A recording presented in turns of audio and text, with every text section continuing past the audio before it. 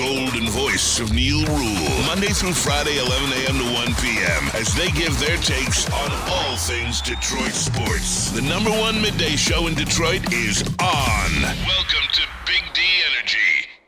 Hey, what's going on, everybody? Welcome to Big D Energy live on the Woodward Sports Network, Monday, August 5th, 2024. I am Flannel Sam. The man to my right is Sean Belegian. We are filling in for Neil Rule and Darren McCarty. We got Spencer Raxter in the TV booth. We got KG in the sound booth, and we've got Justin in the chair. I am back. I am here from vacation, and I am ready to enjoy a good show. Sean Belegian, you've been here a lot lately. How you feeling being in the building regularly? Oh, I love it. It's great to be back here. It was cool. You know, I was at this little market here in Michigan festival in Northville, and a couple dudes walked up and said, I love Woodward Sports. That's fantastic. It's a pleasure to be here. It's a pleasure to be here today, Lionel. Oh yeah, I can't wait to talk to you about some things. Oh, we're gonna get into it.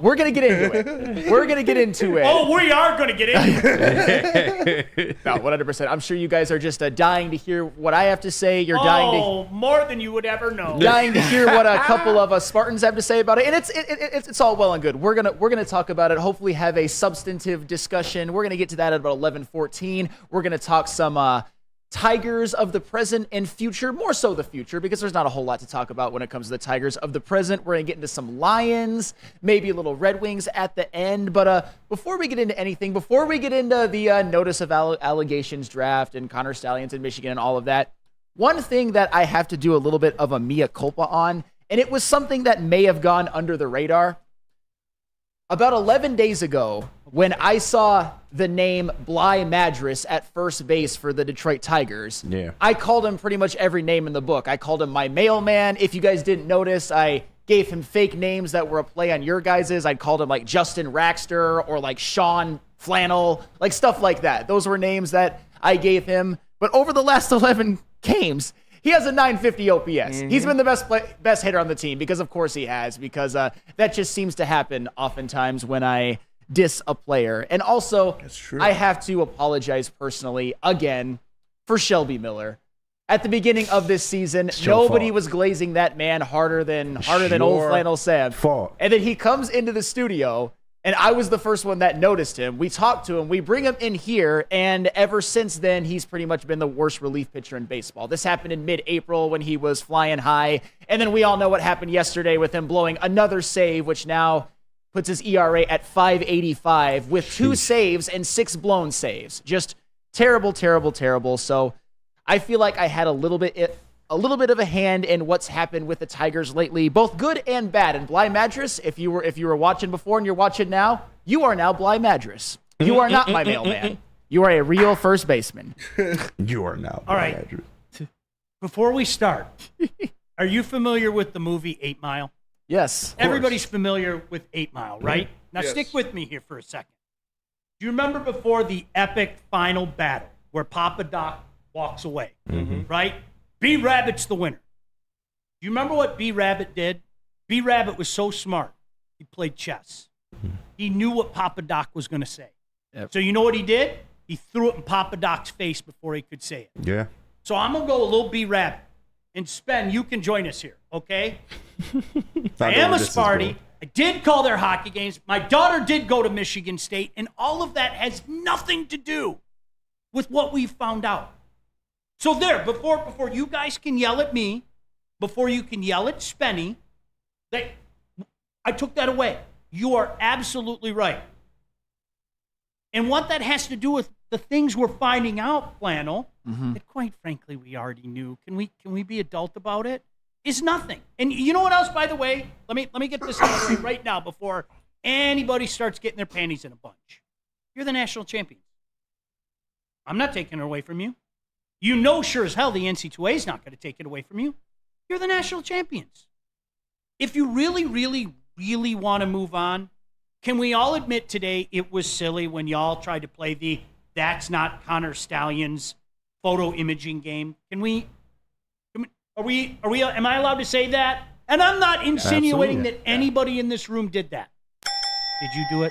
No. Okay. No, Sam ain't That was bad. Connor Stallions on the sideline. He ain't that bad. That was Connor Stallions on the sideline. I didn't need the NC2A to verify that yesterday. We knew that. Some people did, I guess. Though. He was not a lone wolf. Like, you need to drop that. You really do.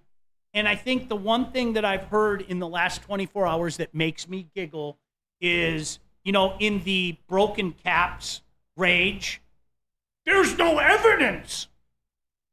So if I get this straight, can I follow this? Mm-hmm. Here is a guy that was on your staff for years with a paper trail, because he's not the brightest light on the block, with a paper trail of all the games and tickets that he bought and that he went to and everything, that then ended up on another sideline wearing the other school's gear, I might add. That central cap looks sharp. And nobody at two schools know how he got there. Well, he's the greatest secret agent man in the history of secret agent men. If that's the truth, if that's the defense, you should be more concerned about that. 100%. That someone could just show up. I can't stress this enough. You guys, do you really want it to move on? Do you want it to move on?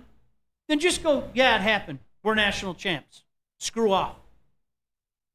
That's end, isn't it? Mm-hmm. So again, Flannel, I'm gonna turn it over to you in just a second. All right? What part of what I just said is false? Is there any part there that's false?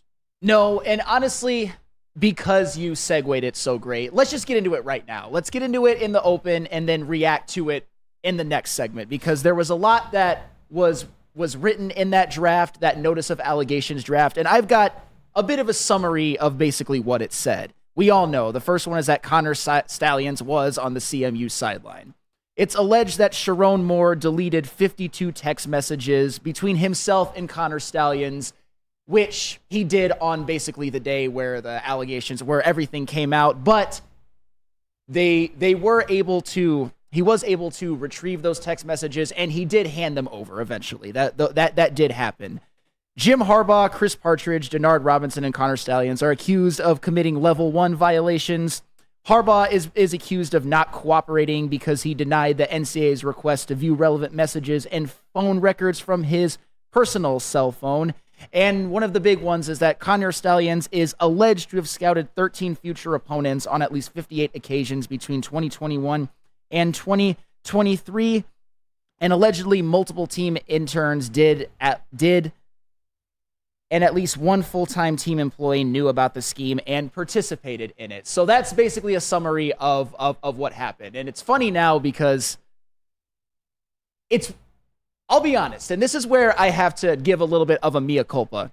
I tried really, really hard to dive into this and understand exactly what this all meant and what this is going to mean for the future, and I'm having a hard time doing it. This is what I would call above my purview. I'm a football fan. So having to deal with all of this is certainly interesting. Having to decipher it is certainly interesting. But if you go to Twitter or X, Ohio State fans and Michigan fans are basically just saying, Michigan State fans are basically saying, hammer, cheated, vacate everything. And Michigan is basically saying, we're innocent, but nothing's going to happen. So it's really, this is all just very interesting. And if I'm being honest, I wish that it wasn't something that Michigan and Michigan fans had to deal with. You just said it. The truth is in the middle. Yeah. And I don't care who you root for. You like, honestly, you should be interested in the truth. And I think the truth is in the middle. Yeah. To say that they should vacate it is silly. And we all know damn well the NC2A doesn't have a sack of balls that they're going to come after this hard. Oh, you don't want to piss off the NC2A. Sorry, it's not like that anymore. This isn't, and I want to make it crystal clear, okay? I don't think Michigan should vacate anything. And they're not going to be asked to vacate anything, okay? What I am saying is, and Glenn, I want to hear you come around on what you just said. All right. Because there was one word I had an issue with.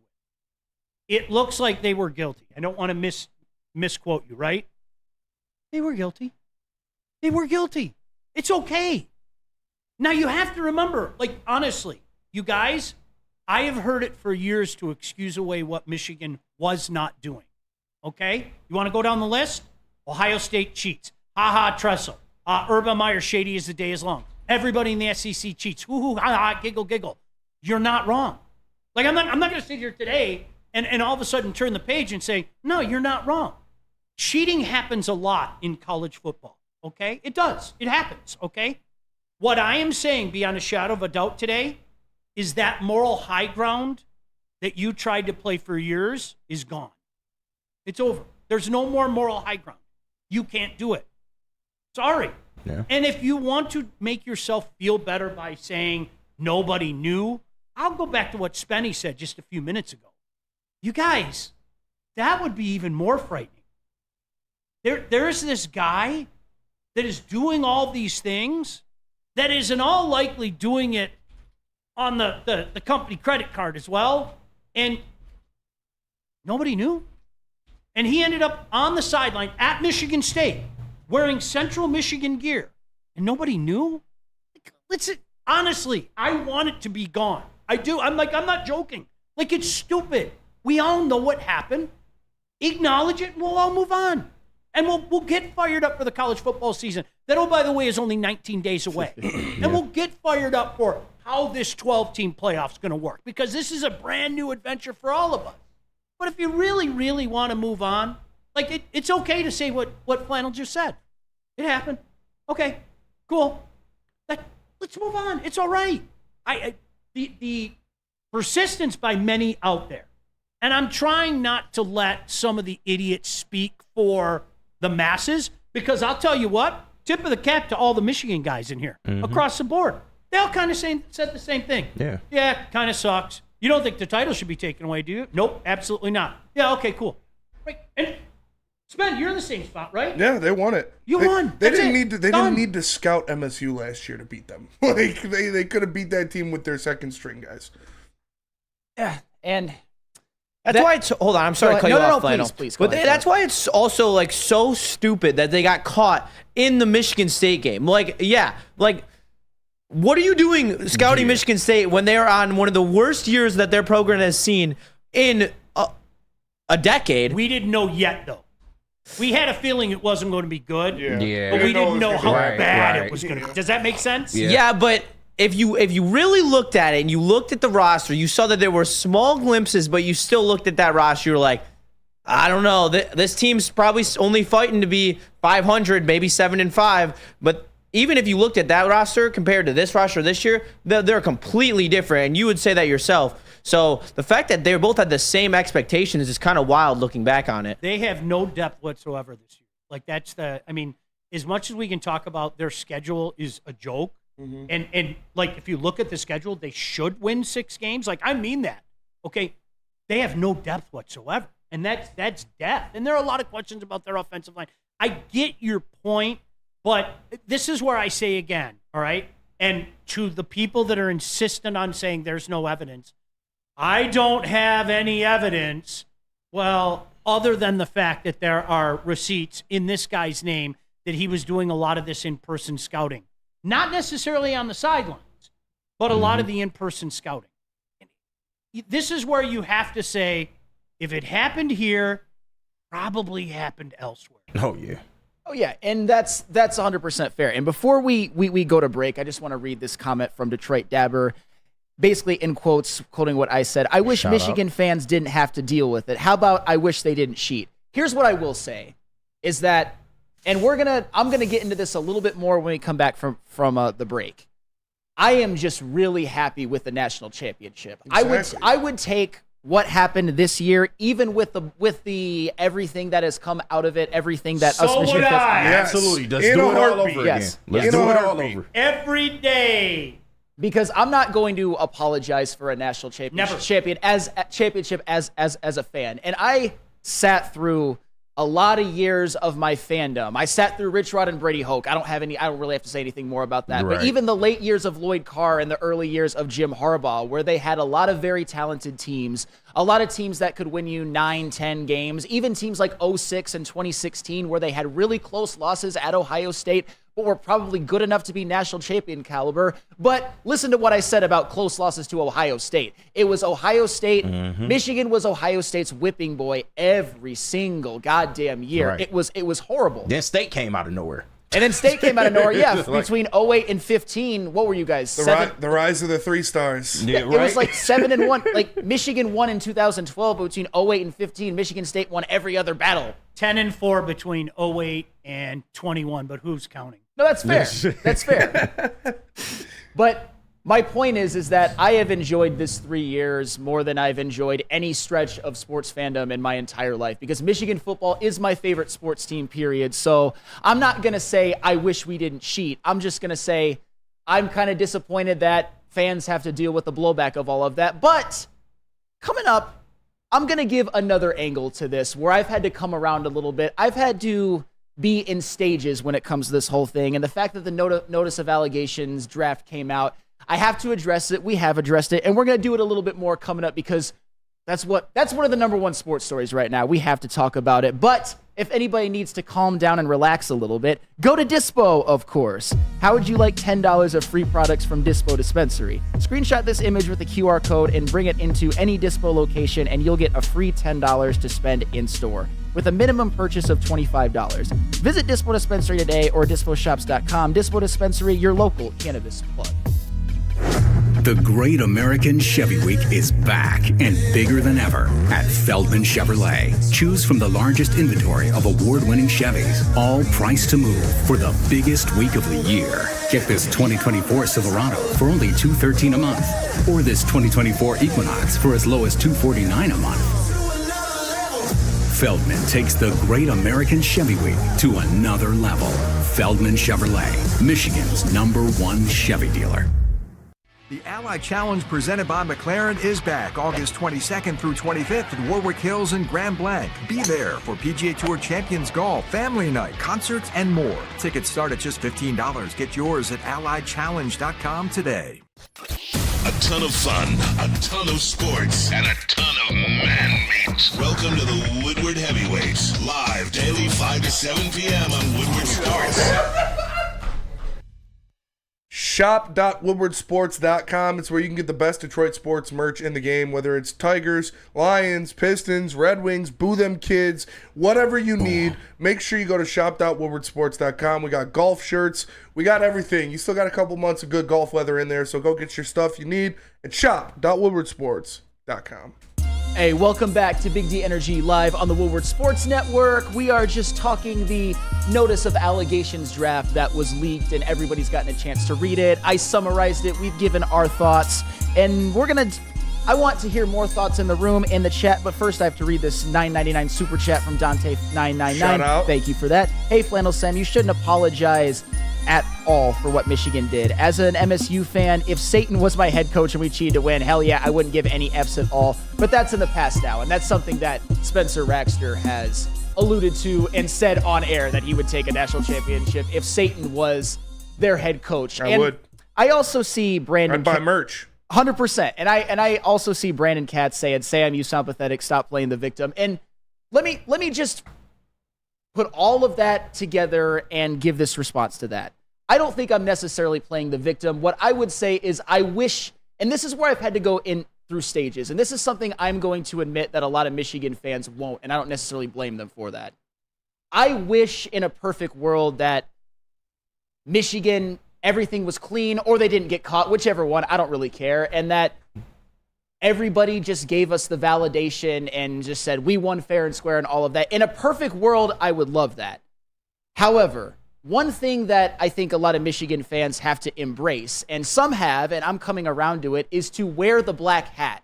Be the team that is hated by everybody else. Be the team that everybody is coming for. Because I will say this. You are. That's fair. One of the things that has bothered me, but I'm finding a way to recontextualize it, is the fact that a lot of MSU Twitter and a lot of MSU fans have become emboldened to talk a lot of smack. However, one thing in which you can frame this if you're a Michigan fan, and I'm choosing to frame it, is right now, that's all they have.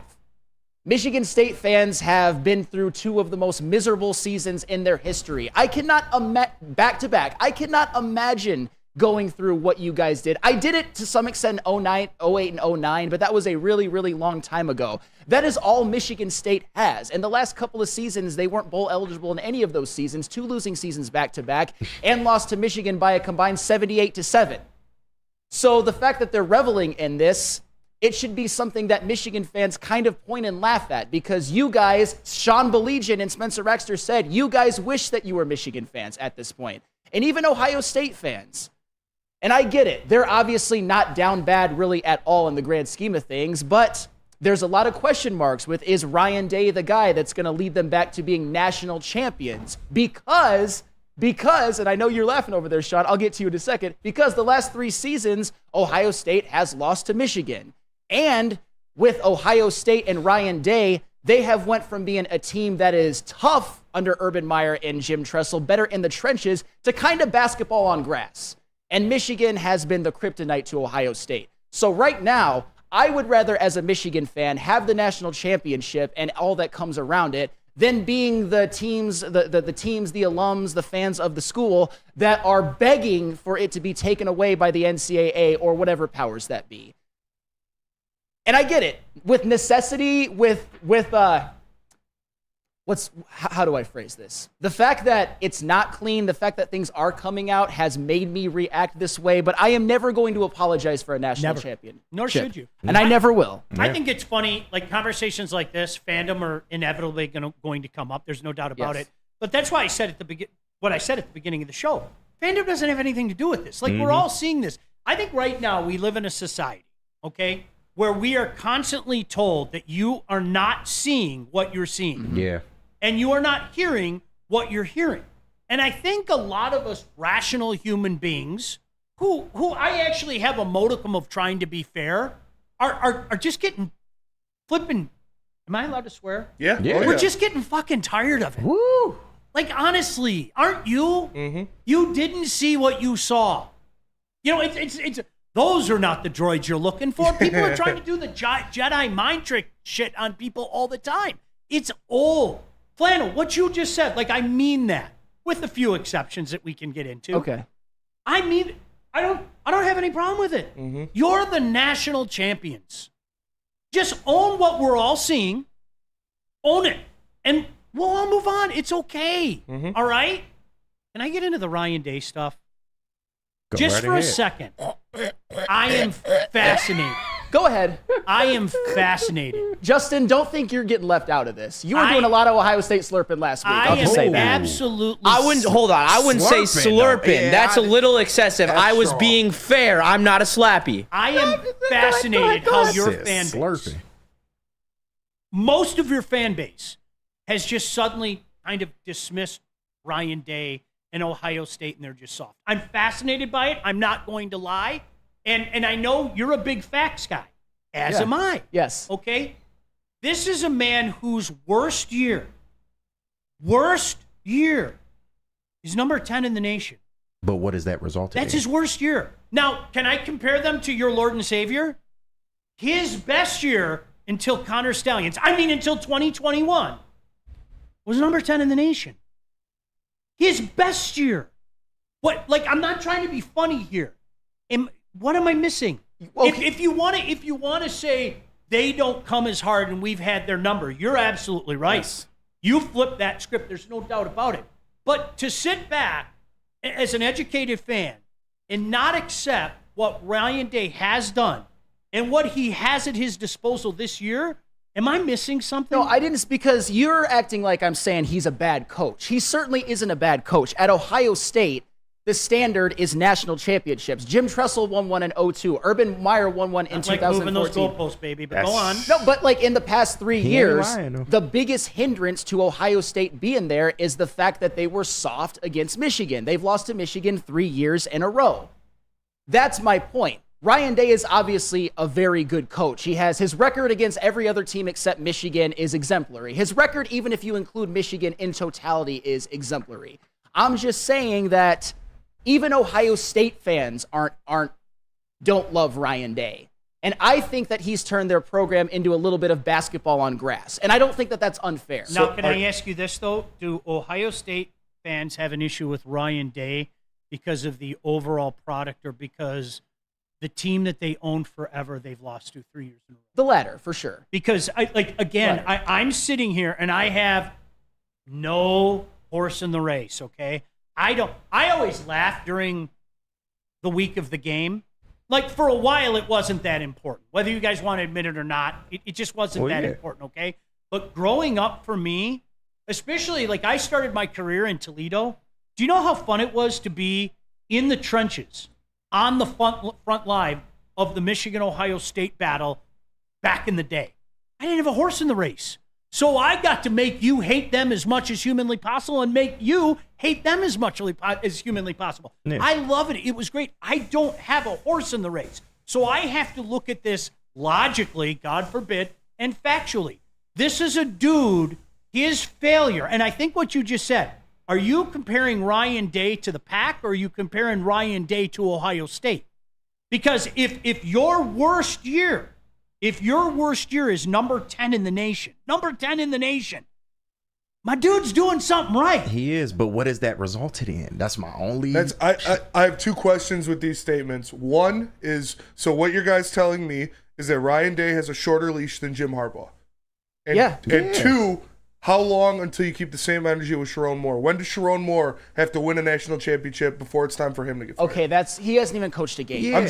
But that's the standard. He's the new head coach. That's the standard you're sitting at. The standard. And if Ryan Day hasn't been successful, Sharon Moore needs to win a national championship to be successful. That's what you're saying. But Ryan Day has been successful to some degree. He's just not infallible. Yeah. He's just not infallible. He don't get That's it done in the saying. big games. Okay, he don't. Let me rephrase it. Harbaugh Because that's didn't a fair until last statement. year. And facts. That's fair. Nobody's denying it. Is he worthy of the slander that has been thrown his name for a long time now? He's not worthy of the worst type of slander that basically say he's a trash head coach and Ohio State's a trash program. Right. That's he's not and worthy that's coming of that. from his own fans. He's not his worthy own of that. fan You know base. why? 39-3. And I get that. 39-3 is really what it's about. I get that. And if you don't know what that number is, the man is 39-3 against the conference, and we all know who the 3 losses are at.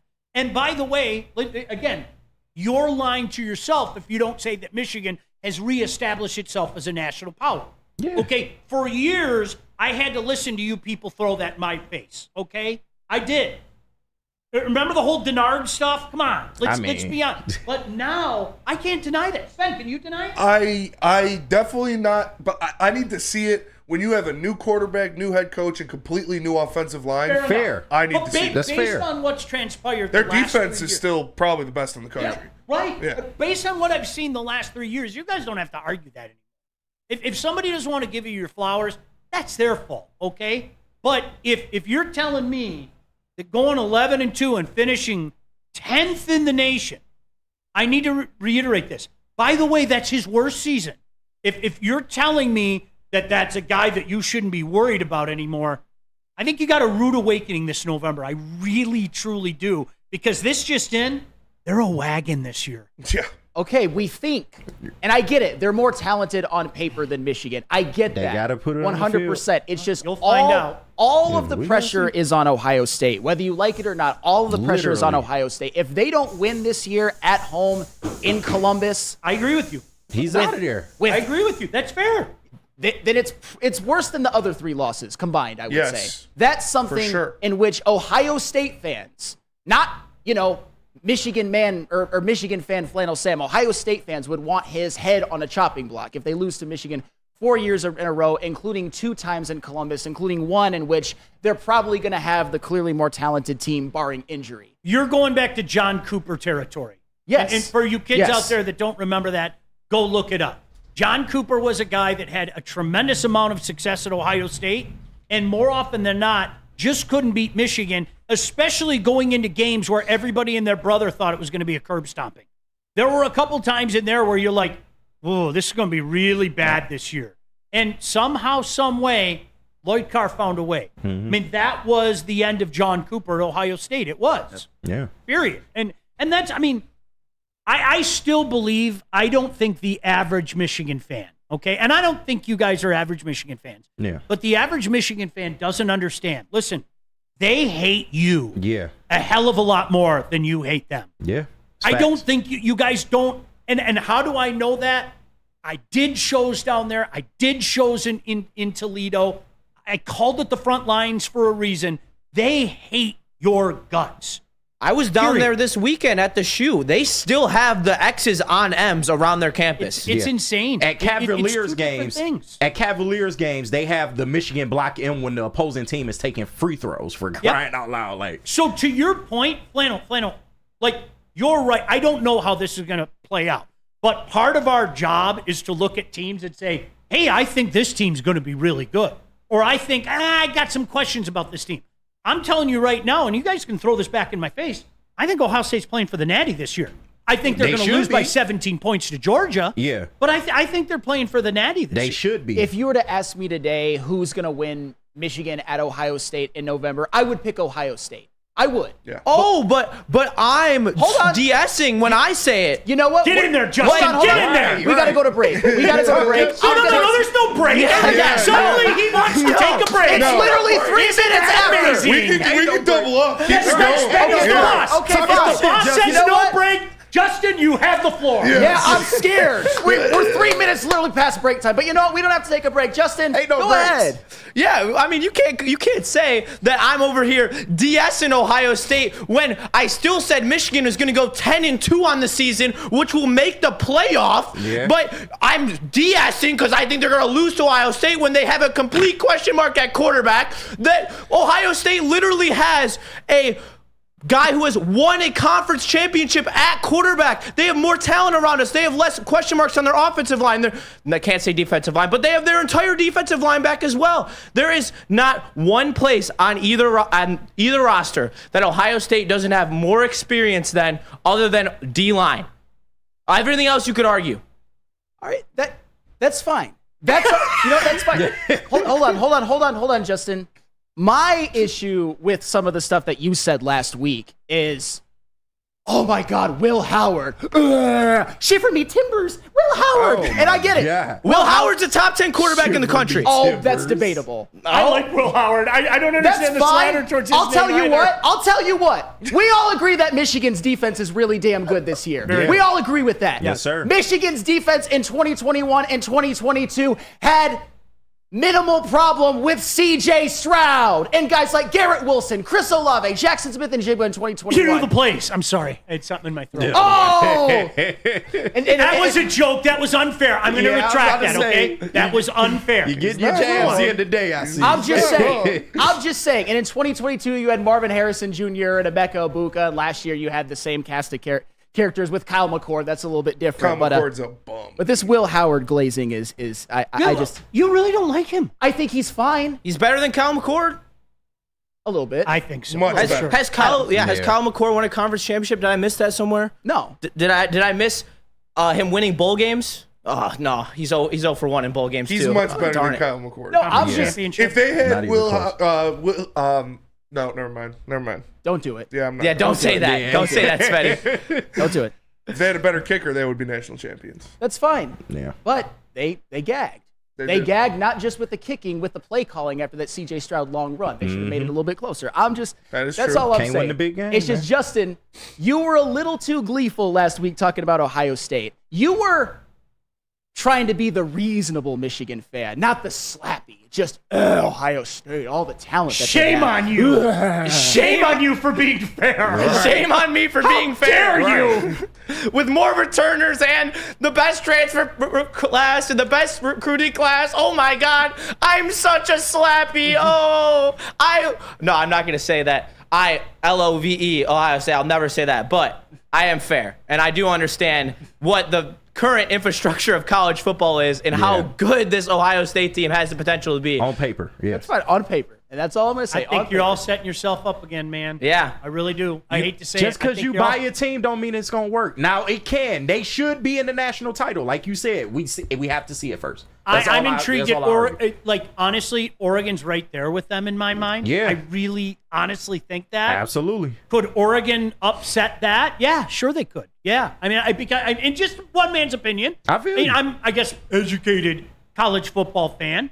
Would my jaw drop if Oregon ended up representing No. the Big Ten? No. No. But I think it'll be Ohio That State. would piss I me do. off. Why would it piss you off? Speed? First year, like, fuck you guys. I know, right? That'd be a hell of a way to come into the Big Ten. Penn State, that whole Penn. And then we got to listen to That their would be mouths worse. back in the day. Yeah. That would It was be the worse. absolute worst. Yeah. Absolute worst. Oh, James Franklin, our savior. so Oh, my terrified. God. Oh, my goodness. Over He's that. going to do it this year. He's going to do it. He's got it. Ask James Franklin about Jaden Reed in the snow. Hey, Tell him to hold my Penn nuts. State's making the college football playoff this year, though. They probably will. Oh, well, they have Yeah. they have one of the easiest schedules do. I've ever They do. seen. They Yeah. do. They do. You guys, okay, They do. I know we're late, but can I?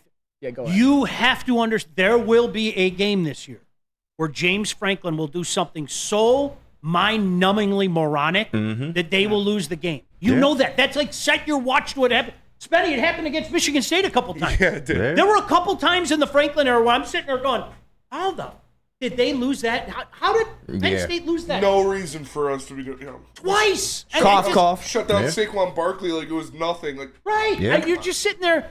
So that's why I'm sorry. No disrespect to you. By the way, is this the same guy that's trying to throw shade at Ryan Day and talking about Guys. James Franklin making a playoff? I'm Guys. joking. Relax. And he likes Drew Aller, too. Relax. and he's a Drew Aller guy. No, I'm not a Drew Aller guy. I just think that he's Whoa. he's a good quarterback. He's a mean- good college quarterback. You were very bullish of him when I was in the audio booth a couple weeks ago. Was No, he because slurping? you act like he's Noah Kim. He might as well be Noah Aller or Drew Kim to you. That's basically what you. That's basically what you said. That's basically what you said. He's closer to Will Howard than he is to Noah Kim. Okay, but he's better than Will Howard. Nick Sheridan? No, he's not. Yes, he is. Absolutely not. Drew Aller, in terms of being a college quarterback, Aller might be a better NFL prospect, but in terms of a college quarterback, Will Howard 100%. Oh, wait. Did I miss when Drew Aller won a conference championship game? Oh. Did he win his bowl game this year? Or did he lose to Ole Miss? the Big 12. Sorry. I Okay. must have missed those two things happening. There is some I bet you're magical. gonna- There is some magical hype thing that happens like around Penn State though, because you hear like what you just said about. It reminded me of Hackenberg. Remember? Mm-hmm. Watch that guy play, and you're like, "There's nothing there. There's not." And yet everybody and their brother is going, oh, "That is an NFL prospect." I'm like, am I missing something? He did get Is there- drafted. He did get drafted. Right, but that's the shit that you heard. It was incredible. Like for 2 years, I watched that guy, and I'm like going, okay, today's the day. Something's going Right. to bounce out. Nope. Yeah, he's going to show me something because Nope. I can't be that big of an idiot that I don't see it. And by golly, I never saw it. It was amazing how that worked out. And he didn't do anything in the NFL. He wasn't good. He's no Rocky Lombardi, I'll tell you that. He's better than Rocky Lombardi, objectively. I mean, hey, Rocky Lombardi beat Michigan. Is Drew Aller beat Michigan? No, no, absolutely not. Had a He had a pretty bad game. I'm just saying that he's not trash. Brutal game. He did. And Penn State is probably going to make the college football playoff. They're going to make it as like the 10 through 12 seed, but they're probably going to make the college football playoff. So Penn State probably will. Yes. Ohio State Yes. more than likely will. Yes. Oregon more than likely will. Yes.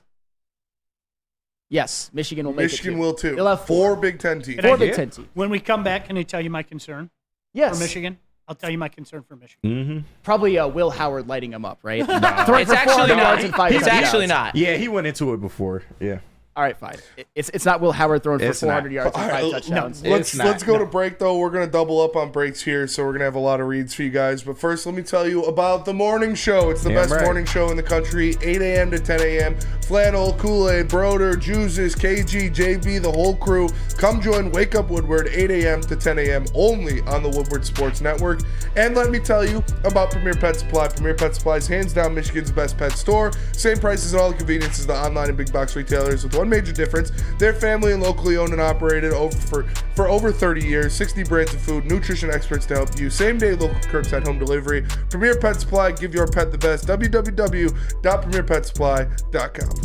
Come to any Lady Jane's Haircuts for Men and claim your throne for a king's treatment from one of our talented stylists. Open 7 days a week, walk in anytime. Just get to a Lady Jane's today and receive a precision haircut, scalp massage, hot lather neck shave, and a hot towel treatment. A haircut should not be a chore. It should be an experience. And that's exactly what Lady Jane's has to offer. Open 7 days a week, walk-ins are always welcome. There's always a location near you. Lady Jane's Haircuts for Men, it's wicked awesome. Braylon Edwards here, Premier Pet Supply. Man, just looking around, who's got it better than pets?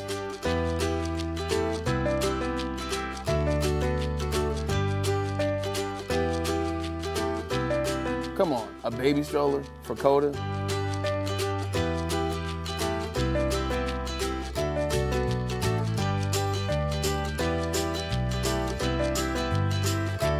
A chef for Lola? Really?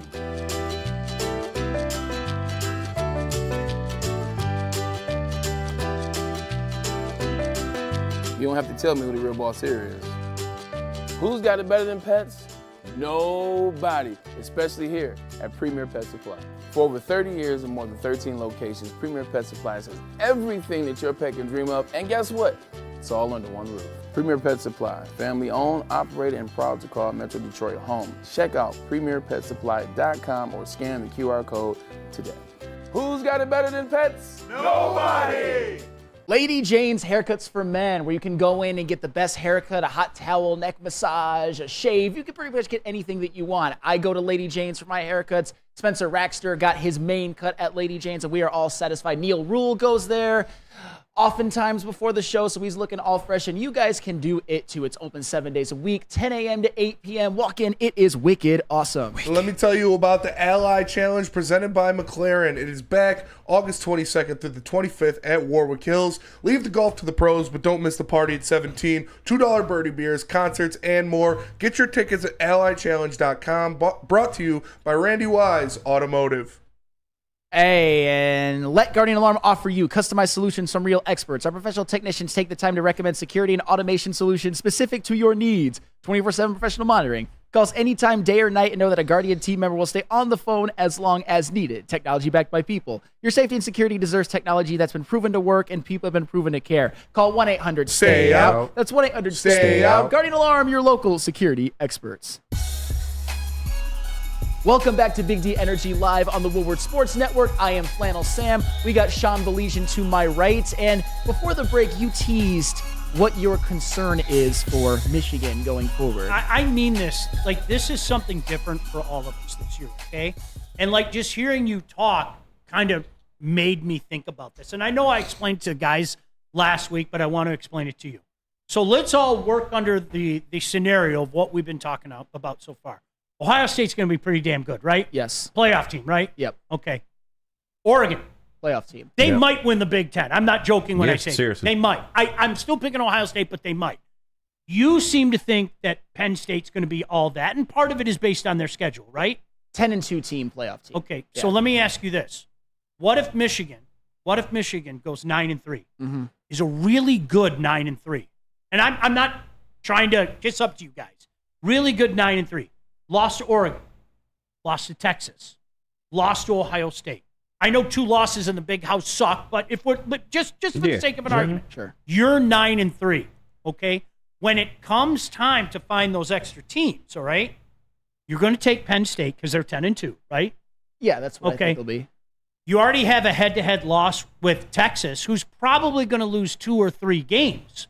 Legitimately, how many spots are left when you're talking at large at that point in time? That would be my concern because let's not forget, you're gonna take a Mountain West team, you're gonna take a Liberty, you're gonna take a Memphis, something like that. The Big 12 will fraudulently get a team or 2 in. The ACC is fraudulently going to get maybe 2 teams in. That's my concern for Michigan. I think the people that sit back and just go, oh yeah, Michigan's a playoff team. Listen, in theory, I'm not arguing with that. But we have to remember the way that things are configured now. If we're out of one side of our mouth going to talk about Texas is back, which is one of the greatest old bits known to man, and we're going to talk about, well, I don't know how good Penn State is, but they're going to roll up a 10-2. Well, whose expense does that come at? Does that come at the expense of a 9-3 Ole Miss? Does that come at the expense of a 9-3 Michigan? Does it, you know what I mean? That would be my concern for Michigan heading into this season. Because a 9-3 team, a 9-3 year could be really good this year, considering who they lost to, and it might not be good enough. It might not be. I think that would be what I would consider my my baseline. If Michigan goes 9-3, no matter what happens, I think that will be a successful year, whether they make the playoffs or not. Because as you said, at that point, if you don't go 10-2, 11-1, 12-0, you kind of have to root for other things to go your way as well. And you also have to think about, too, if you're talking about Michigan versus another 9-3 team in another conference, and I know this is something we're not used to as college football fans, but given the fact that it's a 12-team playoff, we're going to start talking about good losses. We're going to start talking about how, this Texas loss, where in previous years it would have been devastating, maybe that you can't play for the national championship. Now it's like you just got to get over it. You got to keep playing. So if they lose, if Michigan loses the games that you say could be Texas, Oregon, and Ohio State, there's not really a ton of shame in that, given what Michigan lost. Although I would like them to take one out of those 3 and go 10-2. 9-3 won't comfortably get you in. And I think what helps Michigan in this process is the fact that, and I know every non-Michigan fan doesn't want to hear this, but it has to be said, it is Michigan. And they are the defending national champion. Exactly. So if all things are considered equal, okay, you're out your mind if you don't think that that's going to come into play. But I reiterate, if it's Texas, if I have Texas in the SEC over here, I have Michigan in the Big Ten over here, and the trump card should be the SEC, but it won't be. But the trump card is Texas beat Michigan. That's my concern. Yeah, that is. That's what I would worry about for Michigan in a particular year. Now, if it's Ole Miss, something like that, then obviously we have a different set of arguments there. And I tend to believe that being Michigan and being in the Big Ten and being the national championship might help them in that argument. But what if it's Texas? What if it's Oregon? They will lean, and I've told you this, they will lean SEC every time because that is their biggest money maker. If it came down between the SEC and the Big Ten for one of those last spots. I agree with you. But because there's so many other teams now, I do think that if you got an ACC team that's around the same record and it came down between those two, they're picking, they know what they have in Michigan. They know the type of brand Michigan is. I would think they would get the edge over one of those lesser teams. Unless it's Texas. Texas. Texas, who, assuming, beats Michigan. And they want to prop Texas back up. You know that. So that's why they will always lean SEC. I don't expect Texas to go better than 9-3. I could be wrong, but we'll wait and see. And that's what makes it interesting. That's what this season is so fun, because we don't know. For the first time, like we don't know. This is something so entirely different than even when we bumped it up to the 4-team playoff. And that's what excites me about this season. Yeah, we're talking about, as I said before, for the first time ever, you could maybe have one good loss and get in years past, like especially in the 4-team, but now we're talking about possibly having 3 and being in. It's something we have to adjust to. It's like some Lions fans, especially a Neil Rule, will say about the Lions this year, kind of make it a little cross comparison. You can't get too bent out of shape over a regular season loss, but it's certainly going to be an adjustment, because this is the type of schedule that Michigan is playing this year, where if they would have played it in another, like in a 4-team or a 2-team, and had this same team 2 or 3 losses, and you're going to either the Rose Bowl at best or the Capital One Bowl at worst, this year they could still win the whole thing. I don't necessarily expect them to because of all that they lost, but they've got opportunities for good wins, but also, given the fact that you've got some games that you could lose, it might end up being something where you don't control your own destiny, and that's not fun. Can I just say I categorically deny the all or nothing logic out there? I always have. I always will. I think what a lot of Michigan fans did for years, whether you want to admit it or not, is somehow you devalued winning the Big Ten. And I never understood that, because modern Michigan was predicated by the grandfather, the godfather, if you will, Bo Schembechler. Start with winning your conference and everything. And this is one thing that I know Neil and I have disagreed on forever. I am never going to piss on the team that wins the Big Ten title. Never. Yeah. It's never going to happen. You won the Big Ten, okay? And I think for many years, I heard so many people out there, because you weren't doing it, argue, well, you don't have to win the conference. You can get in. 2 teams have got in before. That was taking the very, very, very small, minuscule exception and trying to turn it into a rule. Everything starts with you winning your conference. So, Flannel, the reason I bring that up, if Michigan goes 9-3, goes to a bowl game against, another 9-3 team, and finishes 10-3, I mean, that's like going to the New Year's Six to me. Yeah. How do you call a team that rolled to the New Year's Six under the previous format a bad season? Is it what you want? No, it's not, especially coming off the high of last year. But, dude, I got your back. You roll a 10-3 season, okay, with this schedule, under this scenario, how on earth could anybody sit back and say that's a bad season? Well, and that's where different seasons give different expectations. And the fact that Michigan did win one in 2023, I don't think that there's huge pressure on them to repeat or anything like that, like some people are trying to say. Last season, if Michigan would have gone 10-3, given the schedule, given all the talent, complete and utter disaster. This season, losing their quarterback, losing their entire offensive line, like all gone. Every single person on that offensive line who was a full-time starter and their quarterback, all gone. And you go 10-3 while having to play Texas and Oregon at home and Ohio State on the road. That's different.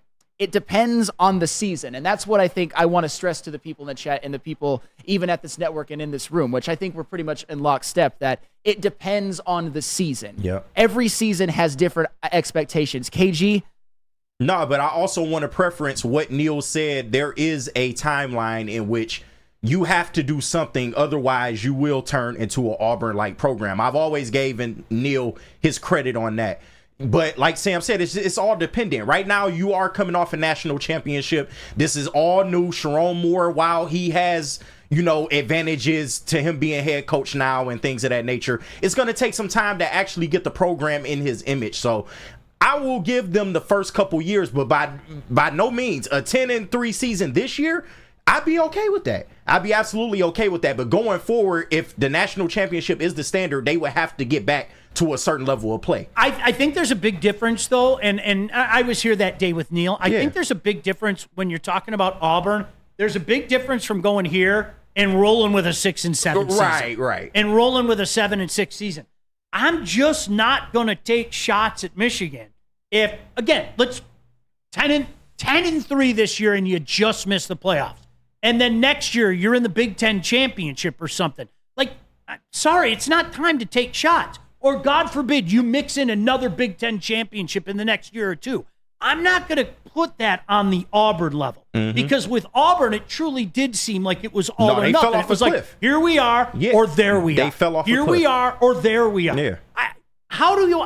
Okay, you win a national championship, you go 10-3, you go 11-2, make it to the Big Ten championship, you go 11-2, you're Big Ten champion. Cool. Well, how do I say you fell off the map? I don't think that's being fair. I really don't. I think, some people might try, though. Yeah, I think that's stupid. Yeah. And it's our job to call out stupid. I think that one place where people kind of have the wrong idea with this new playoff format is they don't understand, actually how hard it will be to make the playoff with how stacked these conferences, especially with them playing each other.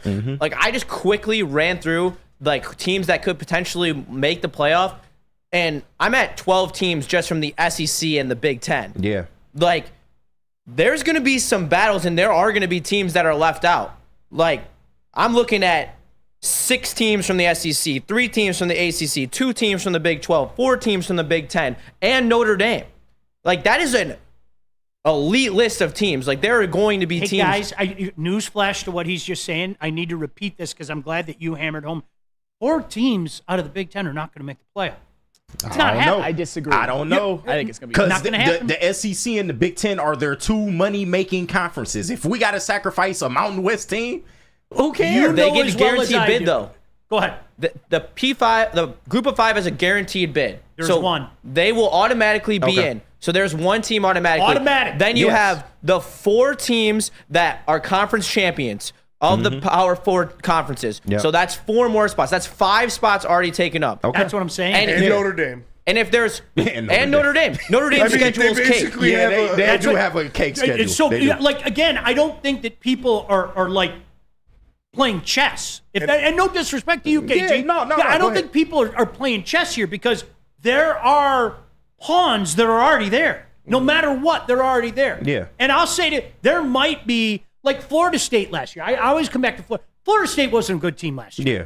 But anybody with half a brain in their head, and I did a show with you at the beginning of the year, I hope you remember, where I said, guys, if they beat LSU, Florida State's on a fast track. Yeah. Because there's nothing there. There's not, like it or not, there's nothing there. Now, their quarterback doesn't get injured. I'm convinced they're in the playoffs. I'm convinced they're in the playoffs. But those are the kind of things that you have to worry about this year. A Big Ten or an ACC team, which one you think they taking? If Miami's is good, and shame on me for saying this, if Miami is as good as I think they're going to be, because I really, really like their quarterback, and this goes back to Texas and the U is back and everything, I think Miami could be the fraudulent team that does it. And there could be a fraudulent team out of the Mountain West. And we've already established there's going to be a Memphis. Yeah. I say Liberty. I'm going to Right. put heavy bones on it, too. There's going to be one of those teams that find themselves in the playoffs. So all of a sudden, we're done just by doing the math that Justin just did. Justin, you did a hell of a better job explaining it than I do. You break it down, what he just said. You have the 5 division champions. Yep. You got Notre Dame. Yep. And then we'll say 4 more from each of the Power 4 teams. There's 2 spots left. So you think the Big Ten will get 2 more teams in? Think about that. That's what I'm saying. The math doesn't add up. Nobody's arguing with that, right? Yeah. Notre Dame, the four power well, how are you going to get 4? I'm not saying it's not going to happen. I can't sit here and gaze into my crystal ball and say, oh, you guys are out of your fucking mind. It's not going to happen. I feel you. But I hope you understand the logic. I think it would have to be very screwy circumstances as a hurricane rolls down Woodward. Yeah. I think it would have to be very like holy Penn State shit. going 10-2. Yeah, it would have to be very screwy. I just don't believe in that part of it, but I get what you're getting at. To pull 4 teams in, I don't see it. I don't see the window. Let's just Yeah, it is wild out there. that's pretty wild. Look at that, dude. What the? It's nighttime again. I mean, that's crazy. we already know what my solution would be. Take the group of 5 and send them off. Send them off packing. Right. Send them off packing. That's the lame Flannel answer. hates the little guy. Confirmed. I do. I 100% do. And then what else is new? Yep, 100% do. But like to keep going on these points is the SEC. Like we're talking about the Big Ten having 4 teams that deservedly make it. The SEC has 6 teams that could arguably deserve to make it.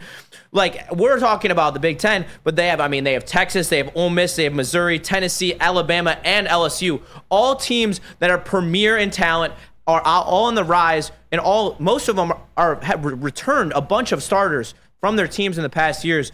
I just think they're also going to give the nod to an SEC school over a Big Ten school because they are the premier college football conference, and it shouldn't be argued. And I think everyone in the back of their head that even tries to argue it knows in the back of their head that the SEC is the premier conference. Always.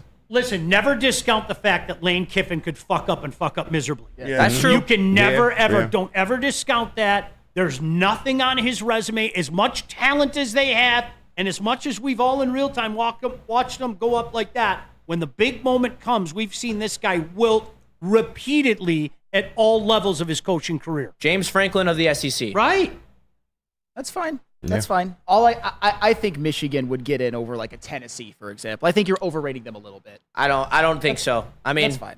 Would you agree the numbers don't match up? That's fine, but if you're It talking would about depend on the program. I do agree with that. if you're talking about the SEC getting like 5 teams in, I think No. that's absurd too. Yeah. But I think it's absurd to just sit here and assume today that the SEC and Big Ten are getting 4 each.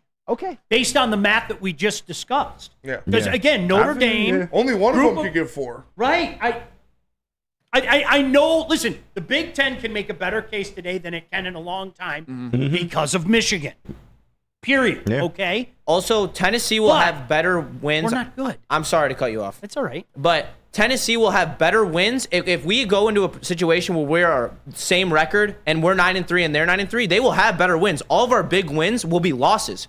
We will have big losses in all 3 games. They play more quality opponents than us over the totality of their schedule, and that's going to be an issue when it comes down. If we lose all 3 of our big games, we could be left out of the playoff. Like you have to go 2 for 3 in those big games in order to be a lock into the playoffs. If you go 9-3, there's no guarantee to make the playoffs. I'd say if you win one of those 3 games. That's what I just said. You said. You just said that. Okay, fine.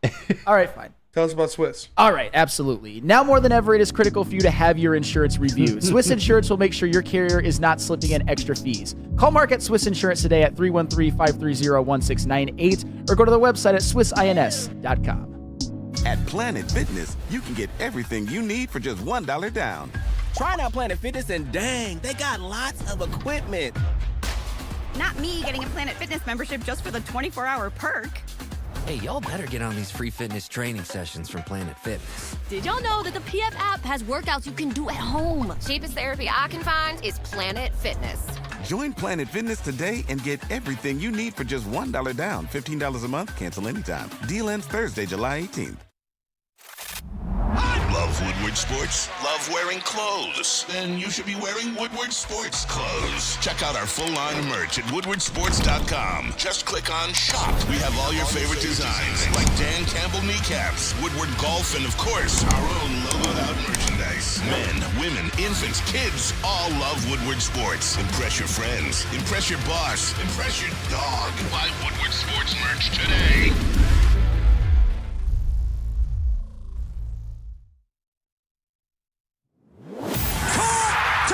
Thank you to the Detroit Lions and Sheila Ham for the best season in Lions history. Now it's time to let Brad Holmes cook. Woodward Sports. Congratulations to the real coach of the year, Motor City Dan Campbell. Just put your head down and go to work. It's about to be fun, man. It's about to be fun. Woodward Sports. Join the Beth Youth Football League in Metro Detroit. The Boys and Girls Club of Southeastern Michigan's 3C Sports League offers youth ages 5 to 14 with 6 exciting teams to choose from in Detroit, Belleville, Highland Park, and East Point. All coaches are trained, certified, and undergo background checks. Register for football or cheerleading at bgcsm.org. Equipment, meals, and transportation included, all for a chance to play for a championship at Ford Field for just $175 per child. Put the youth back in youth sports with BGCSM 3C Sports. Hey, cruising on into the second hour of Big D Energy Live on Woodward Sports Network. We had ourselves a spirited first hour talking about all things college football, the notice of allegations draft. So if you guys want to go back and check that out, go to the beginning of the show. But as of right now, you guys want to see a fight at training camp? I would love to see a fight at training absolutely. camp to preview some Lions topics. So go ahead and play that, Spenny. Hey. Hate. Look at Penny Sewell. I heard his They got 5 dudes grabbing Penny Sewell. Damn. Getting pulled back like Thanos. I love it. Hate. Yeah. I heard his I man. want hate. 8 fights today. I love every single one of these. Look at that. Isn't that lovely? Mm-hmm. This is the real Nobody preseason. wants to fight Penny Sewell. It's the real preseason.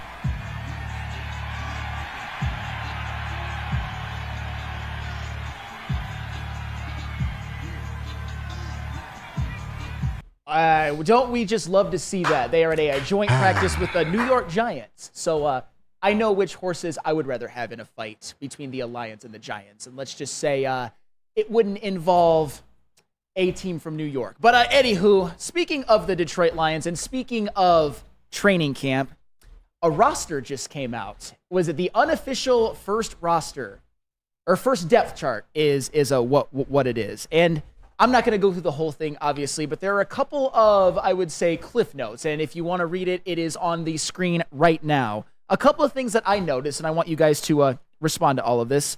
Khalif Raymond, wide receiver 3. Mm-hmm. DPJ looks like he's buried on the depth chart. No. Sudfeld, Nate Sudfeld, is the backup over Hendon Hooker.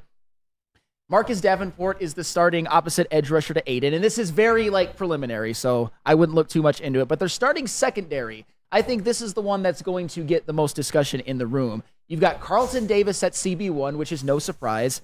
But Mr. Terrion Arnold himself at cornerback 2. More on him in a second. Of course.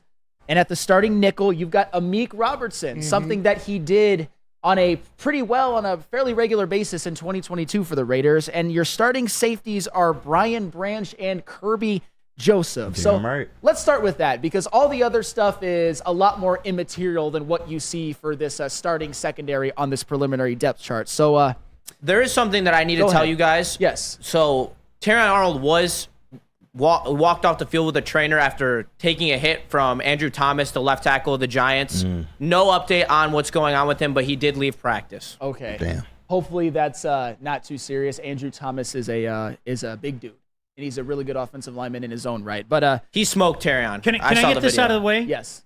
There's only one right answer to talk about the way the secondary looks right now. There is. Okay. There's only one right answer. Whether you guys want to admit it or not, I don't care.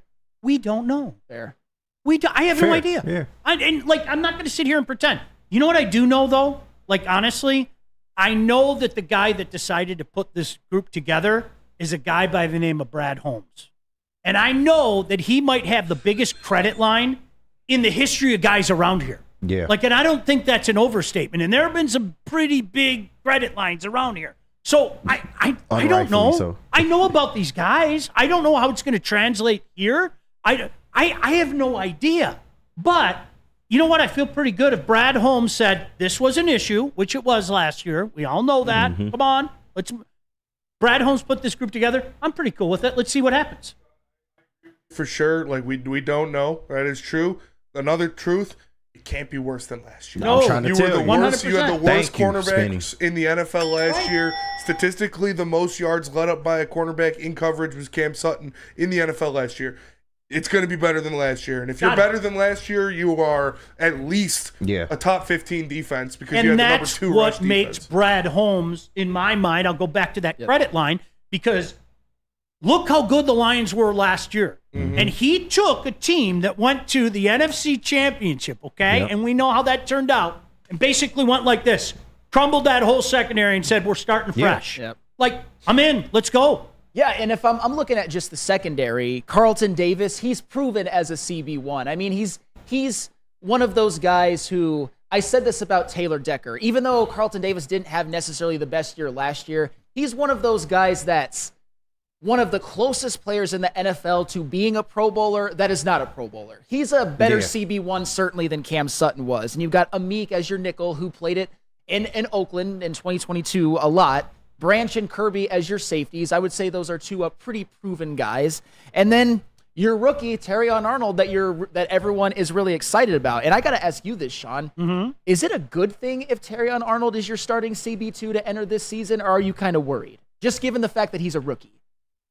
I think it is one of those positions in the National Football League that you're on an island. Yeah. If he's that good that they're putting him at the top of the depth chart, that is promising, but I'd be lying if I said, or didn't say in this case, that, yeah, it is a little bit of a worry. Because, listen, you are on an island. You're a cornerback. And Terry Foster brought up a great point when we were chatting on Friday. The whole lockdown corner thing is gone. The NFL doesn't work that way anymore. You have 5 receivers and 17 tight ends running this, that, and the other way now. So, but with that being said, yeah, the learning curve for a young cornerback is a lot longer than a lot of other positions. So I think you'd be lying to yourself if you didn't say, kid, you got to prove it. Okay, you earned this spot, and the fact that Brad Holmes is giving you the thumbs up and Dan Campbell's giving you the thumbs up, that helps. But he's a rookie. Yeah. And that's what drives me nuts about the Bears shit, right? Everybody and their brother nationally going crazy about the Bears. You have a rookie quarterback. Like, this isn't a new phenomenon. Wow, rookie corners and rookie quarterbacks struggle. You know what I mean? So let's wait a little bit, pump the brakes a little bit. But, yeah, you have to think about it. That's fair, but just an aside, because I'm going to be known as this, I think Caleb Williams is going to be better as a rookie than Justin Fields ever was. That's why I don't disagree. That's why that I think could be. But you're also acknowledging that he's a rookie, and rookies do incredibly dumb things. Of course. Okay. It's also got a lot around it. But let's hope that he does fail before I get accused of being a Bears slappy. Now but you yeah, love the Bears. Yeah, there we go again. BS and the Bears. Ah, yes. Yes. Of course. Fuck the Bears. If I have to say that to defend myself from the allegations, I will. But will you retract the Justin de-essing Ohio State slander? Get over it, Justin. We're past it. We're talking Lions. I know, but that was so BS and so such misuse because you were doing the same exact thing that I was doing. Stop bringing up old shit. Let's go with Lions. Lions, baby. KG, you were probably the biggest voice in the whole building when it comes to wanting Terrion Arnold to be drafted. I know you didn't think that the Lions would have a chance, but they traded up and they got him. So how does it make you feel that even on this depth chart that might not mean anything, he is CB2 in training camp right now? I mean, they didn't move up in the first round for nothing. Yep. This was always going to be the plan with Terrion Arnold. And I do understand that he is a rookie, but he's coming from an Alabama program, a program that runs a lot of man coverage. he fits perfectly in this AG defense. A lot of the times last year, AG just didn't have the right personnel for what he was trying to run. Now you have the prototypical corner in the scheme that he's trying to run, and I feel like it's going to pay dividends. It might not show right away, but as the season goes on, I think we'll see more and more the type of player that Terrion Arnold really is. And it's not like he's doing it by himself. He's got help in the safety room. He's got help on the D-line. Everything that they've done in the offseason to help address this defense is going to only help Terrion reach the potential that I think he can reach. Yeah, I still worry about edge. I'm not going to lie. No, I feel you. Me too. I'm worried about edge. Marcus Davenport, James Houston, you got some question marks there. You certainly do. So I would say that your expectations for a Marcus Davenport are very tempered than Sean. Yes. That's fair. They have to be. Yeah. No, he's been hurt a lot, and then in I believe it was 2022, he had a half a sack in 15 games. And then last year he played 4 games, and obviously we know a lot of his history has been injuries. But James Houston, I said it on a previous show, I don't think this is what happened last season was any proof that he has an injury issue. He had a freak thing happen to him on special teams, and hopefully he never plays on special teams again. And as Spenny has often said, if you can get decent to really good production from the combination of Marcus Davenport and James Houston, I think it'll be relatively fine to where it's not a hindrance to the team. And I think the ceiling is that it's actually a pretty good bookend if you combine the two. Maybe not individually, you trust them to be themselves a bookend, but you combine the two, especially given the fact that James Houston hasn't played a ton of snaps. I think that's fair. There's nothing wrong with that. To your point, to Spenny's point, there's nothing wrong with that. I don't want to get into the position. I cannot stand hearing this, and I know I've talked to a lot of guys about this over the years. I don't want to get into the whole point of manufacturing a pass rush. Mm-hmm. I don't care who the hell it comes from. Right. I don't care if it's the unit that you speak of. Just know that we're going to be in your kitchen all day. When you have to start getting creative and, let's see if we can sneak this guy in or sneak that guy in, that's where you get yourself in trouble. But if you're telling me as a unit, these guys are going to bring it, I'm cool with that. I mean, last season opposite Aiden Hutchinson, it was basically trying to manufacture one with however many guys you 100%. had, whether it was the Aquaras or the Kaminskis. That's where you get pretty damn good in camp. He's winning reps left and right. And that he was the second best pass rusher on the team before he got hurt. And you saw it. Yeah. Man. I have more injury news as well. No, Go ahead. Go ahead. Kevin Zeitler is being evaluated for a shoulder injury. Terrion Arnold is being evaluated for a concussion. Damn. Well, concussion. Best case scenario, honestly. Yeah. One, I'm not worried about Kevin Zeitler at all. He's an Iron Man. He'll be fine for the season. Terrion Arnold, he can get past the concussion.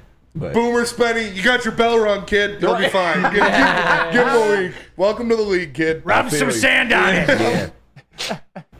You're going to be okay. I hope the shoulder injury ain't nothing serious. Yeah, that's what I'm worried about more. Hopefully not. But do you know who the Lions could really use on that team with those hops that he displayed in his old commercial?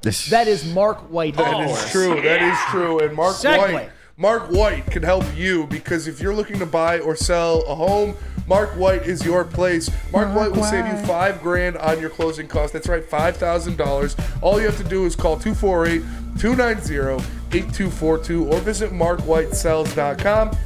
Again, that's 248-290-8242. Mark White, it's the best in the game. Stop searching for a vehicle and start finding one. Les Stanford Chevrolet Cadillac makes it easy. We harness the power of multiple dealerships and own the biggest selection of GM brands in the area to get you the car you need. With the Les Stanford Group, you'll have access to 4 different dealerships, providing you with more makes, more models, and more choices. We're connected to more than 1,000 vehicles. And with so many high-quality CPO vehicles available, you'll find new car quality at pre-owned prices. You can start and end your search at lesstanford.com today. Love Woodward Sports? Love wearing clothes? Then you should be wearing Woodward Sports clothes. Check out our full line of merch at woodwardsports.com. Just click on shop. We have all your favorite designs, like Dan Campbell kneecaps, Woodward golf, and of course, our own logoed out merchandise. Men, women, infants, kids, all love Woodward Sports. Impress your friends. Impress your boss. Impress your dog. Buy Woodward Sports merch today. Game is won in the trenches, and our big fellas don't mess around. The Woodward Heavyweights on Woodward Sports. Feldman Chevrolet is Detroit's #1 Chevy dealer. Since 1996, Feldman Automotive has been driven to provide a fast, convenient, and first-class car buying experience called the Feldman Advantage. They help Sam Flannel. They can help you, too. With 18 locations, there's a Feldman dealership in your backyard. Visit FeldmanAuto.com to find the location nearest you. Big D Energy and Woo will be out there in Feldman Novi on Wednesday. We're there every other week. Make sure you come join us and get the best car buying experience in the game. It's Feldman Chevrolet. Keeping it pushing here on Big D Energy live on the Woodward Sports Network. I am Flannel Sam. To my right is Sean Belegian. We are filling in for Neil Rule and Darren McCarty. In the sound booth, we got KG. In the chair, Justin. And in the TD booth, we have Spencer Raxter. Hello. As always. You know, one thing about me, and I want to get into this. I know we were talking about camp, and we can circle back to it a little bit later, but there's nothing more that I love in this world than lists. And speaking of lists, there was an NFL Top 100 in which it was represented by the Detroit Lions. You had here we go. It is right there. You got Sam Laporta at 80, Penei Sewell at 22, Goff at 48. You got Aiden Hutchinson at 47 and Amon-Ra St. Brown at 23.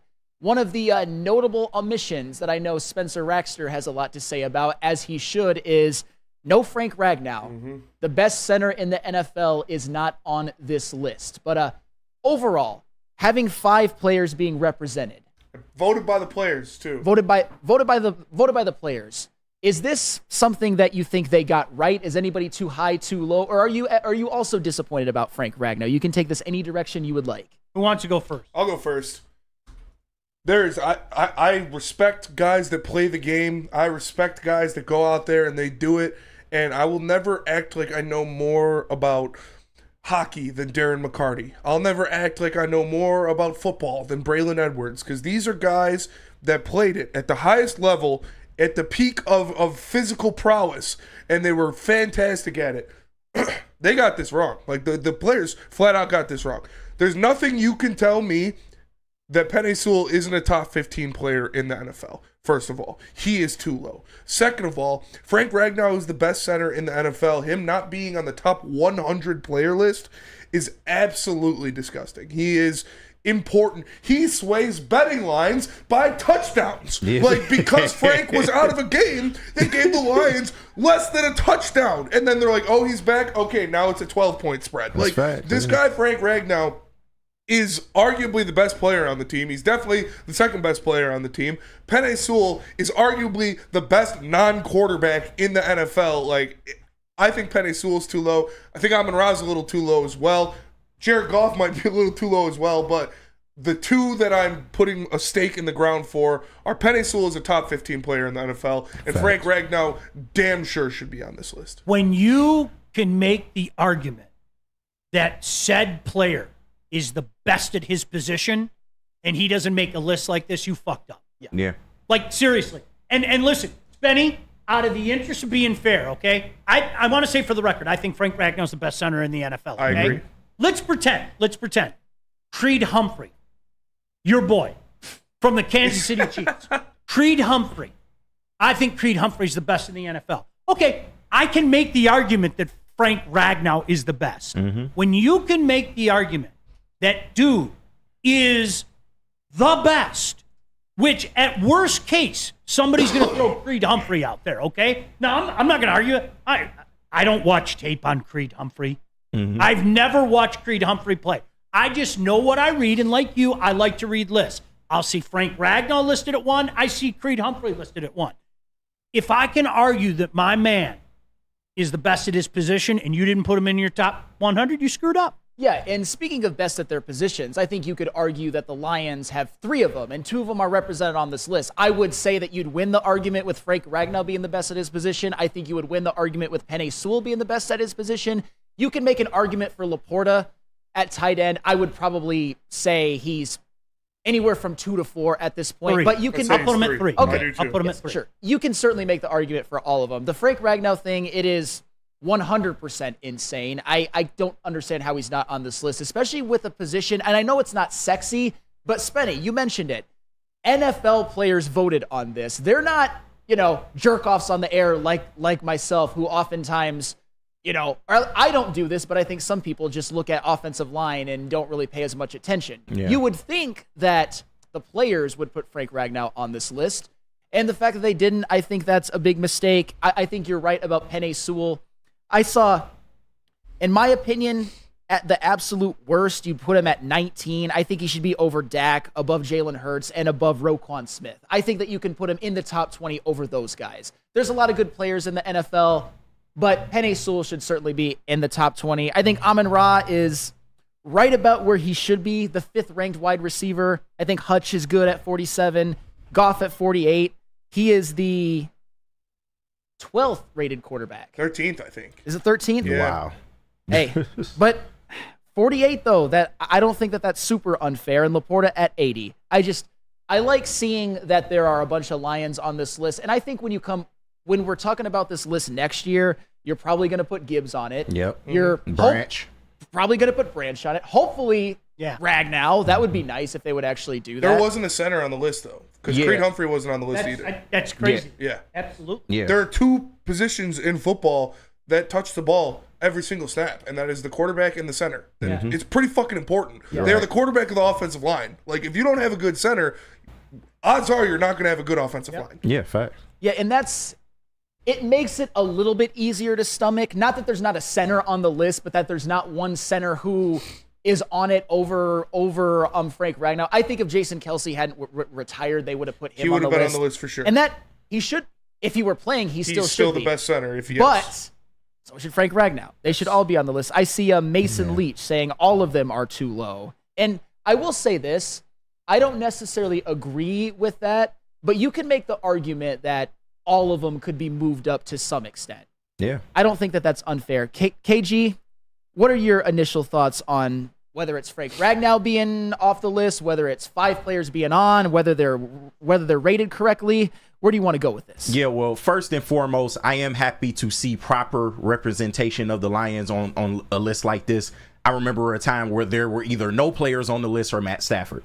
So I'm very appreciative to see that they're finally giving us some form of flowers. Now, you can also make the argument that these guys are way too low on the list, especially Amon-Ra, Penei Sewell, and Jared Goff. I don't think Jared Goff is the 13th ranked quarterback in the NFL. He's a top 10 quarterback, at least in my eyes. But as far as Frank Ragnow, and I agree with Spinny and Sam wholeheartedly, he should be on this list. But just historically, I think center is a position that's, like you said, not sexy. Maybe a lot of people don't pay attention to it, even the people that do play in the league. And just historically, I don't remember too many times where there were a lot of centers in the top 100.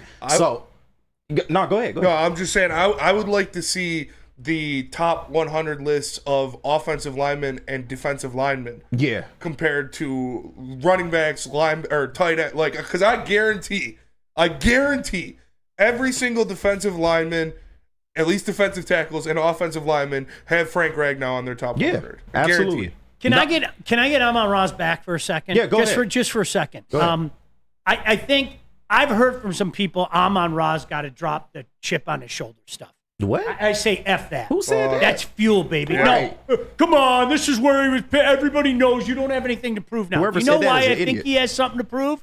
I think where he was picked was held against him on a list like this. Yeah. If I put his productivity against other guys' productivity, I think it compares very, very favorably. Now, do I think he was disrespected? No, I don't. No. I'm not sitting there saying he was disrespected. But could I make the argument that he belongs higher than number 5 amongst wide receivers? Absolutely. Well, based on factual evidence, I think I could. And the importance, and it wasn't just the overall numbers, it was the receptions that he made, where everybody and their brother knew it's 3rd and 7. It's going to him. You know, I mean, And he did it. So maybe, and if I'm a slappy, I saw you snicker at me for a second. And seriously, if I'm a slappy, call me out. I'm not against it. I think maybe a little bit that was held against him as opposed to what he's actually done, especially in the past with what was around him. I think there are only two wide receivers that you can inarguably put over Amon-Ra St. Brown, and that being Tyreek Hill and Justin Jefferson. Yeah. Other than that, 100%. like if you want to say CeeDee Lamb, you want to say Jamar Chase, you want to say those guys, there's arguments for it. There's an argument for it. I'm not going to say I would or wouldn't right now. But I think, inarguably, you got Tyreek Hill and Justin Jefferson. They're head and shoulders above everybody else. Yep. After that, I still think Jamar Chase is still based on what we think he's going to do as opposed to what he's done. That's a little crazy. No, I'm That's sorry. A little crazy. No, Come but the on. way hear It's me only out. because of the injuries to Burrow. People- though. I get why he's making that point. 100%. And people want to put him on the. I have a buddy, I have this argument with him all the time. He tells me all the time, because I have no problem. Justin Jefferson is the best wide receiver in the NFL. Yes. And, okay? Yes. Yeah. He wants to try to argue with Jamar Chase. And I scream at him all the time, pump the brakes. A, stay healthy. B, do it.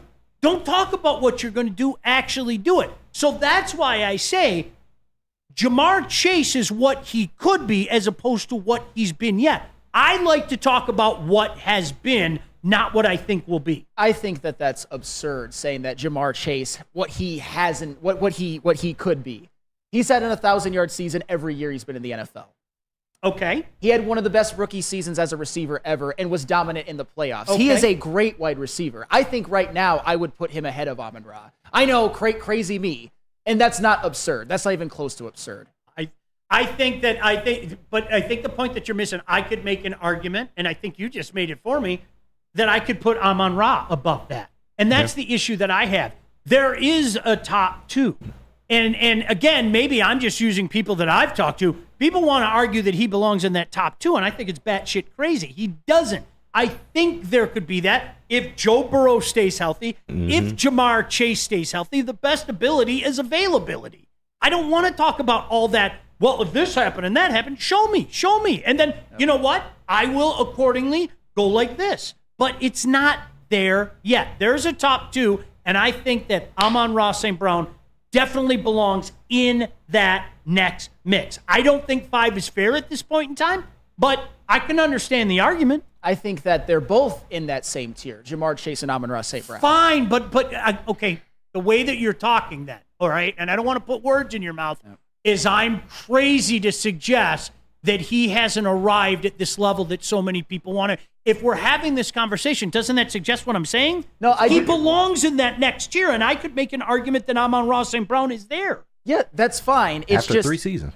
The problem, though, is insinuating that you're kind of doing the whole Neil Rule thing where it's like, I keep hearing about it, but I never see it. And you're talking about Jamar freaking Chase. Okay. Yeah, He's elite. I'd like to tap in because I got the No, he's not elite. He is elite. There's 2 guys. Oh, stop Who it. are you There's going like to put 2. him over? Who are you going to put him over? I would put him over. You could argue he's 3. I'm not putting him over Justin Jefferson and Tyreek Hill. Okay, there is a 2, and then there's a next gap. Okay. That is elite. Those 2 are elite, and then there's a group after that. I'm sorry. All right, then Amon-Ra St. Brown's not elite then. Fine. That's great with me. Okay. I'll put him in that next territory. There is an undeniable 2. Would you guys, everybody in this room? Yeah. Yes. There's Those an are the undeniable 2. Yeah. And then there's everybody else. Okay. Justin. Jamar Chase has 8 more touchdowns and 200 more yards in the same amount of career span. I'm just saying, Jamar Chase to me, and I would agree with you. Obviously, the numbers are what they are. I would put Jamar Chase over Amon-Ra right now. But Okay. I'm not saying that it's, I've never once said that it's lunacy to say that Amon-Ra is in his class. Okay, so this is just me, all right? And let me try to explain the background. I think what we all have a tendency of doing is, and I always go back, my buddy Matt Shepard, we have the tendency to use the word great way too often. And we apply great to very good players. And there's nothing wrong with being a very good player. I think the new great to me, Flannel, is elite. I really do. I think that's the new great. Do you know who is elite in the National Football League at the quarterback position? Patrick Mahomes. Patrick Mahomes. And then there's everybody else. Okay, fine. I get Patrick Mahomes. Mahomes. Okay, he's in a tier by himself. Right. And that's, to me, that's what. And they're probably some like, do I think Amon-Ra St. Brown is elite? Absolutely not. Okay. He's a damn good wide receiver. I think he could make the argument that he's a top 5 wide receiver. But I think we're just so hesitant to put these tags. Elite is a special word, man. Yep. Yes. To me, elite is. I remember you said this last year, and I'm serious. I'm giving you some. Patrick Mahomes is one of one. That was a great quote. I heard you say that, and I was like, gosh, damn, that's elite. Okay? There are a lot of quarterbacks in the National Football League that I really like.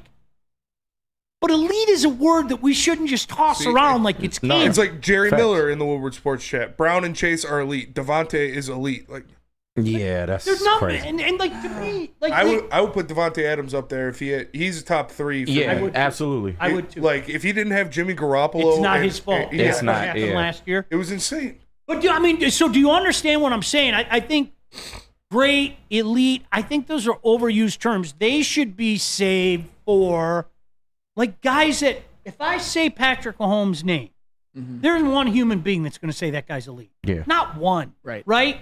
Yeah. I don't know. Maybe I'm snobby like that. That's why I don't like Hall of Fames. I don't like Hall of Fames. You've let in so many good players now, right? It drives me out of my mind. No, if I say a name, is this guy is Patrick Mahomes a Hall of Fame? Yes. Everybody should shut the fuck up, Yes. right? And unfortunately, too many of these guys that are getting into Hall of Fames now aren't great players. Ben Wallace. Anywho, you set me up. Hey, you set me up for that one. But you know what? I'm not going to argue with you. Look at that. Look at that. Not a crazy man here. Sean It sounds better coming from Sean. Of course it does. Well, arrangements in It sounds more respectful coming He from Sean. was a tremendous piece. I'm not like disrespecting his impact, okay? But I don't know. Like I said, I think we all have a tendency of putting guys, especially our guys, on pedestals. Like it's okay if Amon-Ra St. Brown is a top 5 wide receiver. It's okay. Somebody's probably mad because I don't think he's elite. Yeah. I think elite's special. I really do. Yeah. He's Lamar a damn good Jackson's player. not elite. What's that? Lamar Jackson's not elite. No, he was waiting to get that one off. He's Yep, not. I have been. Don't. Okay, I thought you were getting ready. You will never find a bigger Oh, no. Lamar detractor than old Flannel These Sam. two right here, I don't know. I like Lamar. I think that some of the slander towards his name is disrespectful. I'm not going to lie Think if to you're you. the best player in he the has NFL elite twice. traits. But there's Patrick Mahomes, and then Yeah. let's talk about everybody else. That's the league right now. That's fair. I think that, just my opinion, I think that's the way you should think. And that's why the top 100 list to me is null and void because of the fact that they had Mahomes below Lamar Jackson. That was crazy. Sorry That's about it. so I mean, wild. I will not give any credibility to a list with but Mahomes Patrick below. Mahomes didn't have a Mahomesian year last year. But he carried that team. No, the defense carried that team. I mean, they wouldn't have scored any offensive production without him. I mean, the plays that he was making throughout some of the parts of the season were it was pretty much all him at With points. no Kelsey receivers, was also like a corpse last year during the regular season. Yeah. He didn't even come alive until the playoffs. So I don't know. I don't think there's any. He also just won Super Bowl MVP. Yeah. Like he's still the best player. Like there's no doubt about that. I'm a Lamar slappy, I'm not and gonna be mad at him, wouldn't but do that. Like I said, the 2-time MVP. No, I feel to you. not call him elite because of his playoff success is kind of crazy. No, he's not just bad in the playoffs. He's morbid in the playoffs, and nobody cares. Nobody gives a damn. And to me, he's not elite because Mahomes is so much higher above him in tiers. Like he's like 2 tiers above So Lamar there's Jackson. no other elite quarterback in the NFL? Nope. There's not. I don't think so personally. Okay. I really. Yeah, if we go on I by would Sean put Logic, Josh I think he's Allen. I would say Flannel Josh Slam Allen's, trademark 1 of 1. I would say Josh Allen's elite. Yes. Who? Josh Allen. I would not say love Josh Allen's elite. Yeah. I love Josh. You probably know this. I was talking about Josh way before it was cool to talk about Josh. Boy, he's got the dumb gene. I'm trying to He tell does. you. Let's be honest. He is got the Brett dumb Favre gene. without the magic. He I'm really- telling you, Without the he is magic, Brett- okay. I've seen him do so what many. did- I've seen him do. Brett Favre got to a Super Bowl. It So was. please consider fine. the source.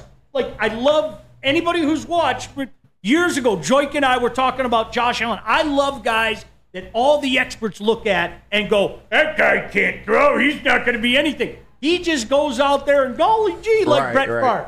But man, the dumb gene in that guy It's is the smart. gunslinger mentality. Some of the throws that he makes, It's just all like, or nothing with him. right. Okay. It's just Oh, like, is it? ugh. Yep, Josh. And this is coming from a Josh Allen. I love Josh Allen. Yeah, Love him. I don't hate him either, but I think he's just You hate really Josh- good. you I hate do. Josh I Allen. Yes, you absolutely do. do not. Yes, you do. Absolutely. When have I said I hated Josh Allen? If I hate somebody, I'll say I hate him. all right, fine. I've never said I hated him. I just don't believe in him as much as the masses do.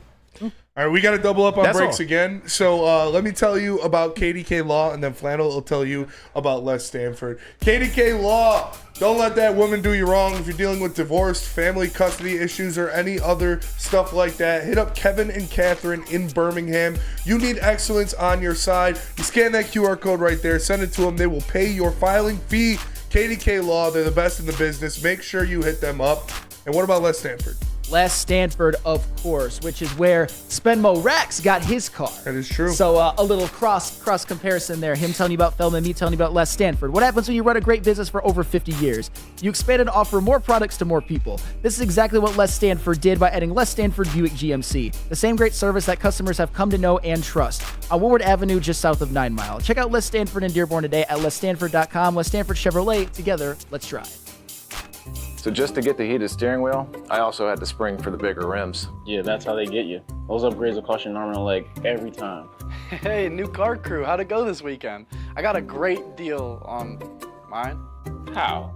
I went to Randy Wise, not those other guys. They got me in a great new ride, and they didn't break my budget. Hey, could you pass me the sugar? How? Never mind. He made the wise choice. Yep. Make the wise choice at randywisechevy.com. At Planet Fitness, you can get everything you need for just $1 down. Try out Planet Fitness and dang, they got lots of equipment. Not me getting a Planet Fitness membership just for the 24-hour perk. Hey, y'all better get on these free fitness training sessions from Planet Fitness. Did y'all know that the PF app has workouts you can do at home? Cheapest therapy I can find is Planet Fitness.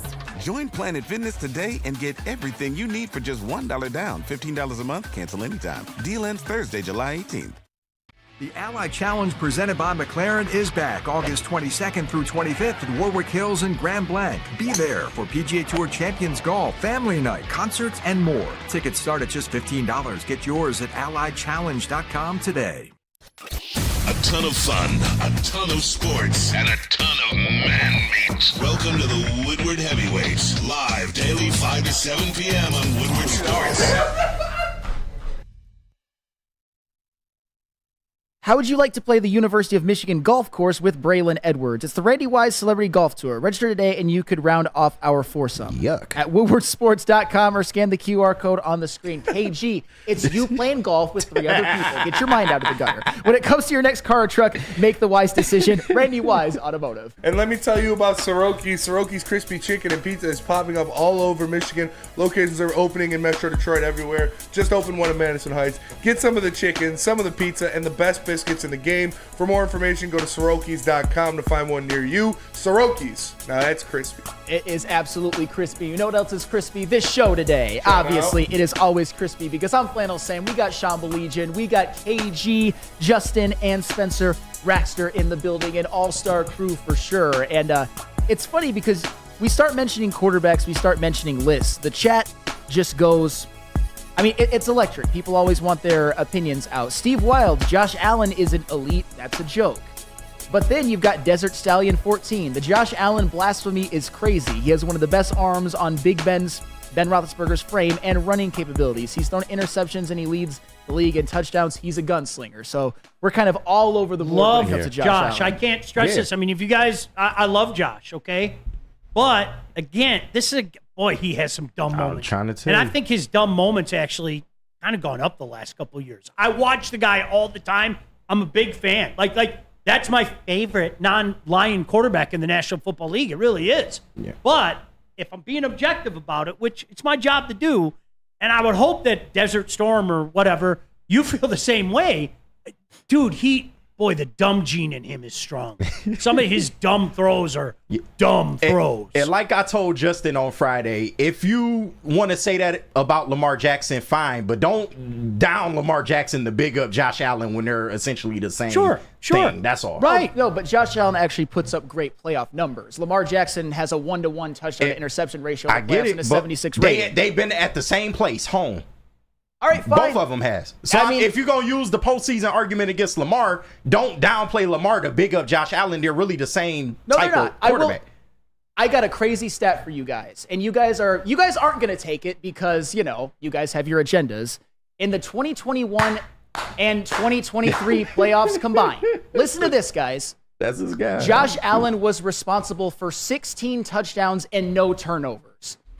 And they didn't make or win the Super Bowl. In 2021, he threw 4 touchdown passes, including the go-ahead touchdown with 13 seconds left and never got the ball back. Oh, Josh Allen's not a winner. Hey. He couldn't motivate his defense to make a stop at 13 seconds. Come on. Hey, Sam, I got a stat for you, too. Go ahead. Cancun. That's fine. But yet, you know what? You guys never even use Lamar Jackson's playoff stats. In fact, and I heard this on Friday. Yes, I was listening because I'm not always here, but I'm always here. Joel, because this is what people do, literally will call you racist if you criticize Lamar Jackson. That's a thing. That's a fact. Joel did it. I saw it. I saw it. Don't throw the hood on, please. I'm just saying. Lamar Jackson. Did it once. Don't do it again. Lamar Jackson, in terms of great regular season quarterbacks, is the worst playoff quarterback out of any of them. He's horrendous in the playoffs. Okay, do you know horrible? What, do you know what nobody wants to hear? Though, what? Around here? Like, seriously, what you're just saying? And this is a great what if, but I have to say it anyway. Think back to all those times in the last few years. Josh Allen, as we've watched him grow and prove all of these scouts wrong. Didn't we all sit back and say this window's open and Buffalo's going to get one? Trying to tell you. It's window's still open for a while. It's still open. That window might be like this, though. Would you agree with me? Yeah, it's cracked. At one point in time, it was like this. That window might be like this now. See, this is where I disagree because it's funny. I'm a Mahomes slappy, but I'm also an Allen slappy because I have to listen to a little bit too much slander. Obviously, Josh Allen missed that field goal that would have tied the game against the Chiefs. Obviously, Josh Allen played defense where they couldn't get a stop in 30 seconds. Obviously, Josh Allen, if he were more of a winner, you know what he would have done? If he were more of a big-time winner, he would have put a hex on that coin so that they won the toss and not the Chiefs. It's true. Man, what a loser. You're missing my point completely here. The point that I'm, and again, consider the source. I am a big Josh Allen fan. Everybody and their brother thought the Bills were on the cusp and it was finally going to happen. And everybody and their brother, the 4 Super Bowl losses in a row, Bills Mafia, it's all going to be avenged, okay? We have watched their Super Bowl window in real time go like this to that. Yeah. I'm not saying it's closed, but okay, they've had to make some moves. Can I throw something out there that I know people aren't going to want to hear? Oh, boy. Hi, Detroit Lions. It isn't as easy as I think some are trying to make it to be. Yeah. Now, do I think the Lions are going in the NFC this year? I really, truly do, okay? But in terms of going and winning a Super Bowl, all right, the Buffalo Bills are kind of a cautionary tale for us. They really are. Because I know me 4 years ago, and some of those games that you talked about, in particular, the one that was just mind-boggling, like, am I really watching this? I thought Josh Allen would have a Super Bowl by now. I thought the Buffalo Bills would have a Super Bowl by now. Yep. It's not as easy as I think some people make it out to be, unless you have an elite player like Patrick Mahomes. Yep. Like, it's really that simple. No, that's fair. And that's why you never know. And obviously, we're very, very high on the Lions. I, too, think that they're as capable as anybody of winning the Super Bowl. But you're NFC right. champs? Yes, 1,000%. Yeah. Me too. Okay. Really, I really, truly believe it. I'm not being a slapdick. I really, truly me believe too. it. You're pausing. Come on, Flannel. I'll say yes. I'll say yes. That's You sound too reluctant. convinced there. No, That's you're not. reluctant. You're not crazy if you think the Lions are going to represent the NFC in the Super Bowl. The Lions are going to win the Super Bowl this year. That's fair. Hey, they're as capable as any team. They're in a tier on their own. Well, not on their own, with teams like the Chiefs and 49ers probably as teams that could most likely win it. Honestly, it's probably those three, if I'm being honest. Maybe the Ravens. Texans? Maybe. I wouldn't put them quite up there yet just because they've done it for one Did you season. just but say they're the promising. Ravens? Did you? No, KG, did. I don't know if you heard that. What? I think he just said the Ravens are in that group that could go win a Super Bowl. Oh. If Lamar Jackson, gets There out of it his own way. is. Yeah. Oh, my. Here we go. You know who he didn't say in that list? Who? The Buffalo Bills. Yes, sir. Where's your man's at? Where he at? Shit just got real. I'll tell you what, though. With a guy like Josh Allen, you can always win a Super Bowl if that's your guy. You're I not just don't- always there, but you're always there. Yeah. I don't gonna think see. We that, I gonna don't see think this that year. they're as talented as the Chiefs or even the Ravens all around. But I would trust Josh Allen a million times out of a million in the playoffs over Lamar. All right, Flannel, And here's nobody cares. here's a moral dilemma for you. Okay. Who's more likely to win the Super Bowl this year, the Jets or the Bills? Ooh. Bills. Then the Jets. Yes. Wow. But you love the Jets. I respect Aaron Rodgers and I respect their roster. Who's more likely to win that division? Bills. Can I ask you something? Yes. No, from afar, and I'm being Yes. serious because I've heard the Jets jerk off again. Okay. I like the Did they completely revamp that offensive line? I would say they did. Olu Fashanu, Tyron Smith, Morgan did. Moses. I would say they did. I know Tyron Smith could be hurt. Morgan Moses is a little old, and Olu Fashanu is a rookie, but they attempted to do it. There's okay, but there's better, but they're still not really good, right?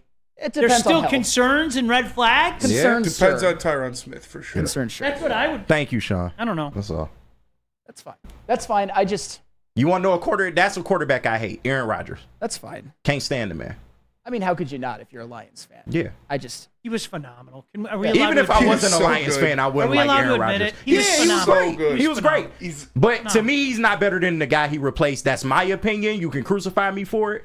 He's not better than the guy. he replaced. That's literally one That's of just the worst takes like you I ever said. had. That's me. He's much better than Brett Favre. I said that's me. Oh, you don't To like me. interceptions, do you? Okay, Brett Favre. But you love Brett Favre. Time out. They both got the same amount of Super Bowls. I don't want to put words in your mouth. Jesus but Christ. today, who would I rather have, Jordan Love or Aaron Rodgers? Aaron I'll take Rodgers. Jordan Love. Oh, damn. You and I, like career-wise, Yeah. Aaron Rodgers. Yeah, no. Aaron for Rodgers is sure. one of the best I've seen. For I'm not sure. joking. Now, you talked about that era, that group of quarterbacks. I think Aaron Rodgers could make an argument to make Yells into that group. At one point- that's how much I like Aaron Rodgers. But like, I think the point he's trying to make, I don't want to put words in your mouth. Yeah. Today, right now, who would I rather have? Jordan Love every day. Yeah. Every day. That's fair because he's younger and Aaron Rodgers is And coming he has off two Achilles. Mm-hmm. That's 100%. I would probably agree with you on that. Aaron Rodgers, he's not what he was, but I also think with the Jets, if everything goes right, of course, and it would help if Tyron Smith plays a full season. Olu Fashanu And when is they a trade phenomenal for rookie. Devontae Adams. If that happens, Hey, I still I'll don't tell- know if that happens. If that happens, I might put the Jets back over the Bills. I'll just say that because That would be insane. back in Garrett Wilson, Devontae Adams, Brees Hall. That would be nasty. Hey, but Brees Hall sucks, right? Jesus Christ. KG said as much. I never said he sucked. Oh, you were back in Neil way harder than me. Yeah, but I never said he sucked though. I just said when he's healthy, he's great. That's all I said. 17 games last year. That's fine. 1,500 total. That's fine. What happened his first year? He missed a lot of games. Okay. Brees Hall, so that's fantasy where my MVP. comment came from. It's all right. He had over 1,500 yards from scrimmage last year, and we like literally get on our knees for Gibbs and Monty, who had less. I'm just saying, with better offensive lines, and I love Gibbs and Monty. But He was their only offensive weapon. What last a year. what a wonderful option to not have to be the bell carrier, right? yeah. I'd much rather have it this way. Thank you. Bell That's fine. carriers get destroyed in the NFL. Thank In you. 4 years. That's fine. It's all well and good. And you know what? I'm gonna tease this before we get back because I always forget to do so. When we come back, get your mailbag questions in the chat because I'm sure you've got a lot you want to ask myself, Sean Belegian, Spenny, Justin, KG. It should be electric to end the show. But first, Planet Fitness. Planet Fitness. Planet Fitness is the home of the judgment-free zone where anyone, and we mean anyone, can feel comfortable and work on their fitness goals. You'll experience an amazing, friendly staff in a talented atmosphere. No judgment zone. You know that's what it's all about. You can upgrade to the Black Card and get use of all the amenities like hydro massage, total body enhancement, the tanning beds, and access to over 2,500 locations around the world. Make sure you tap in because it's Planet Fitness where your fitness is essential. Come to any Lady Jane's Haircuts for Men and claim your throne for a king's treatment from one of our talented stylists. Open 7 days a week, walk in anytime. Just get to a Lady Jane's today and receive a precision haircut, scalp massage, hot lather neck shave, and a hot towel treatment. A haircut should not be a chore. It should be an experience. And that's exactly what Lady Jane's has to offer. Open 7 days a week, walk-ins are always welcome. There's always a location near you. Lady Jane's Haircuts for Men, it's wicked awesome. Braylon Edwards here, Premier Pet Supply. Man, just looking around, who's got it better than pets?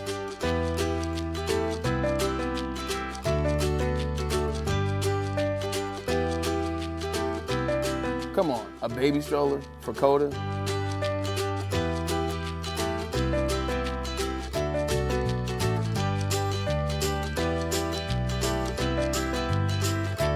A chef for Lola? Really?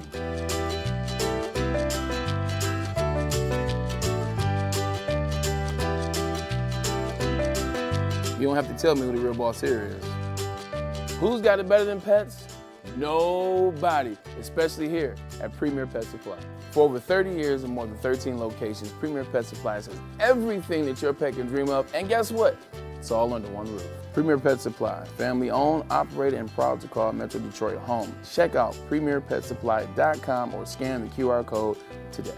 Who's got it better than pets? Nobody!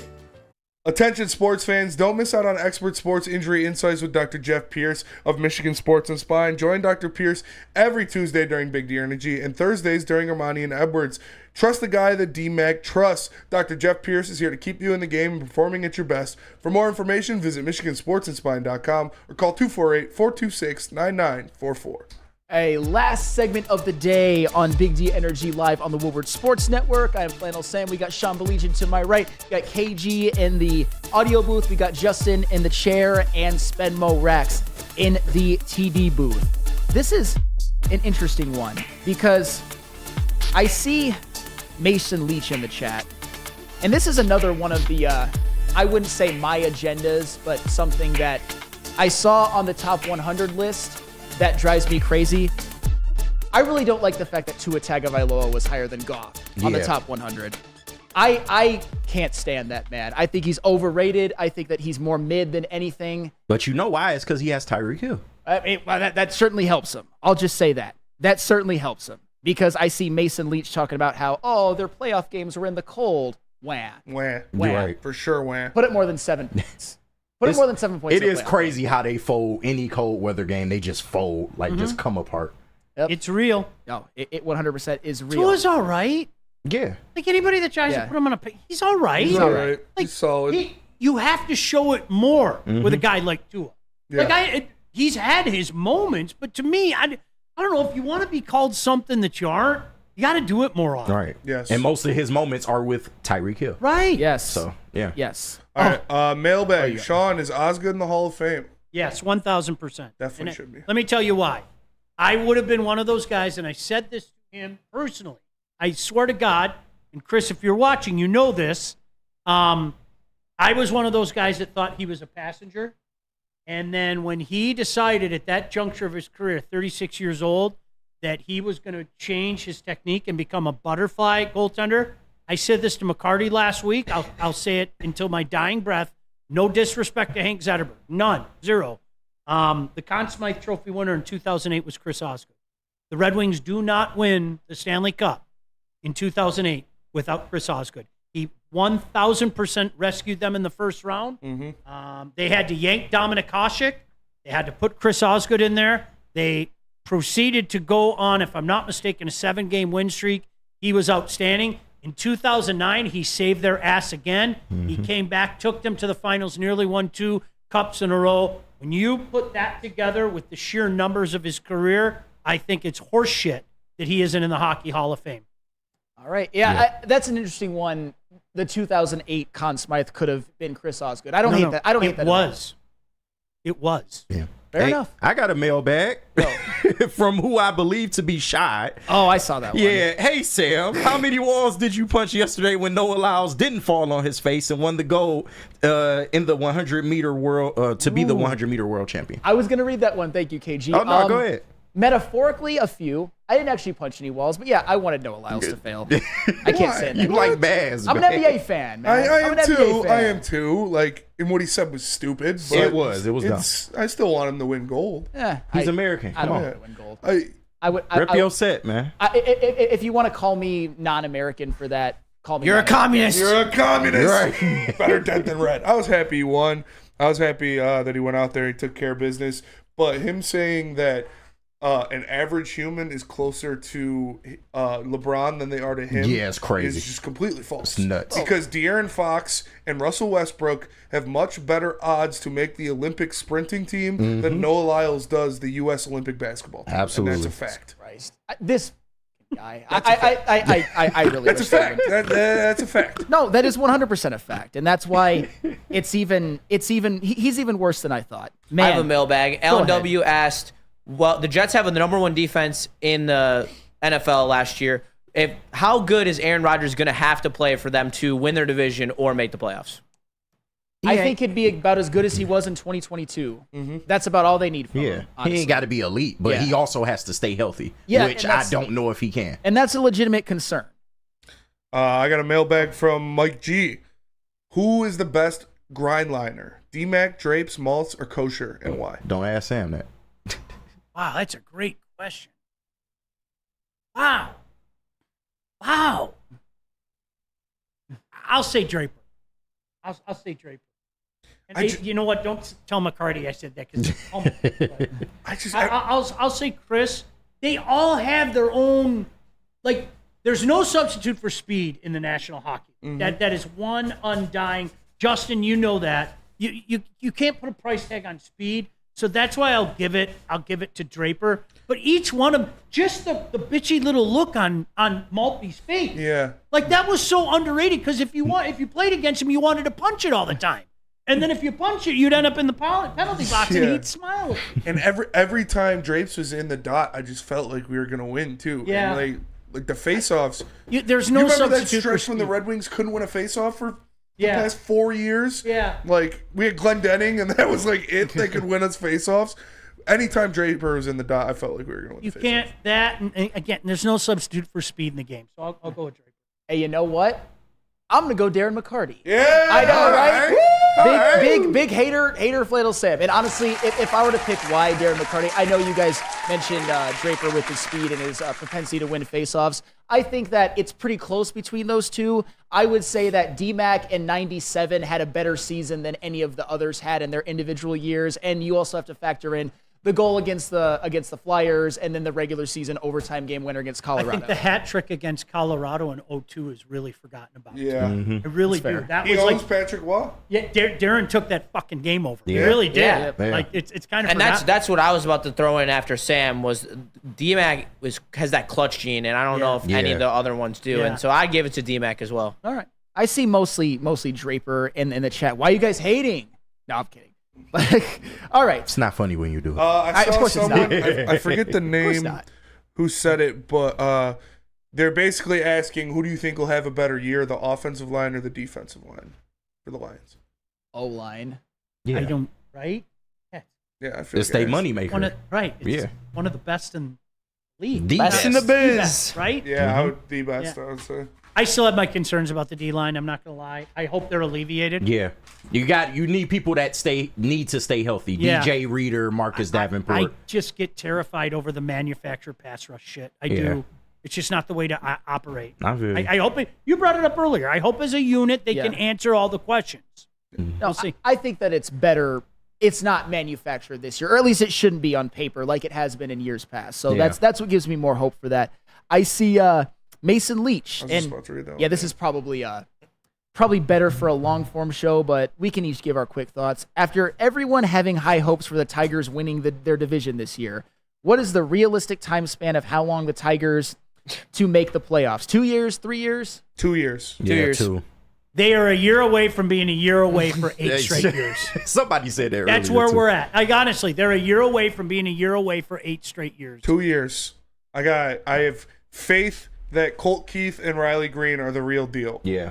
As what I think are constants on this team right now are Tariq Skubal, Riley Green, Colt Keith. I think Jackson Jobe is going to be a constant on this team. Yep. In 2 years, I think Max Clark is going to be a difference maker. Give me 2 more bats, that's a playoff team. This is the difference between now and just a few years ago. Whether people want to admit it or not, I don't care. It was all a mirage under Al Avila. Yeah. There were all these magical names, but I would always tell people, do a little research. Google's your friend. Go look up what these guys are doing. Yeah. There was nothing there. They didn't know how to At least develop. with Spen, what he just said, and I'm not saying every one of these guys are going to be what Spen just said, Yeah. but you can see it. Yeah. You can see these numbers. Because I was told Daz Cameron and Kristen Stewart, and I'd look and I'd go, is this what I'm supposed to be excited about? Right. So in that regard, it's different. So a year away, year 9 next year. Well, but to Spenny's point, Riley Green's already an all-star. Tarek Skubal is probably going to be the AL Cy Young. You even got Reese Olson, who had himself a hell of a Yes, first sir. Let me half. go back. Riley Green's okay. Are we allowed to say that? No, okay. He's better than okay. He's a good player. But he needs better. He would be better. He's a good player. He would be better if he had better protection. Yeah, and that I can't say. But I in my opinion, this goes back to what we were saying a half hour ago. Riley Green is a good player. People trying to put him on the pedestal that he doesn't belong is kind of odd. He made the All-Star game, so obviously the most of us are right. Most of us are right. Most of us are right. Oh, you get that All-Star jersey. He's a good player. He's the best player on the team by a wide margin. Eric Skubal might have something to say about position that. Player. Just you know call what? me crazy. You're right. Position player. Yeah. You're right. I misspoke. I'd say he's a top 3 left fielder in the American AL. League. Yeah. He's a good player. Yeah. He's a good A player. deserving All-Star. The only thing that he needs to work on is, and I know it's tough to work on, is staying on the Availability? field. Yes. Yes, 100%. All right. He's got to play at least 130 games this season, or else that will be something I can criticize him about. He is a 23-year-old with an 842 OPS. He's a good player. He's only going to get better. With a glimpse of being one of the better Tigers players that we have seen in the last 10 years, I would be a disservice to him to just say that he's a good player. When he better than a good graduates player. to more, I'll do it. But I'm not going to compare him to the Tigers. Sorry. I mean, I might look good on the Tigers. I categorically deny that logic. I'm going to compare him to what else is in the league. He's a good player. He's a good player. You probably think Colton Cowser should have been an All-Star over him. I'm not the one putting an All-Star game on a pedestal. Probably wanted Cedric Mullins over Riley Green on the All-Star team. Because of name. All right, Spenny said, I wrap that shit up. I know. Thank you. Wrap that shit up, B. Hey, thank you, Sean Belichin, for Always joining a pleasure, me. buddy. You're wrong about Riley Green, but that's okay. You're He's right a good about player. lots of things. All-Star. But yes, thank you, KG, as Yes, always. sir, Justin, always, man. Spencer Raxter, this was a very, very fun show. Please tune into Ermanni and Edwards with Maz later on at 2 to 4 p.m. and the Woodward Heavyweights from 5 to 7 if you want to hear more from Spencer Raxter. Come back tomorrow. We will have another great show for you on Big D Energy. Well, see you later.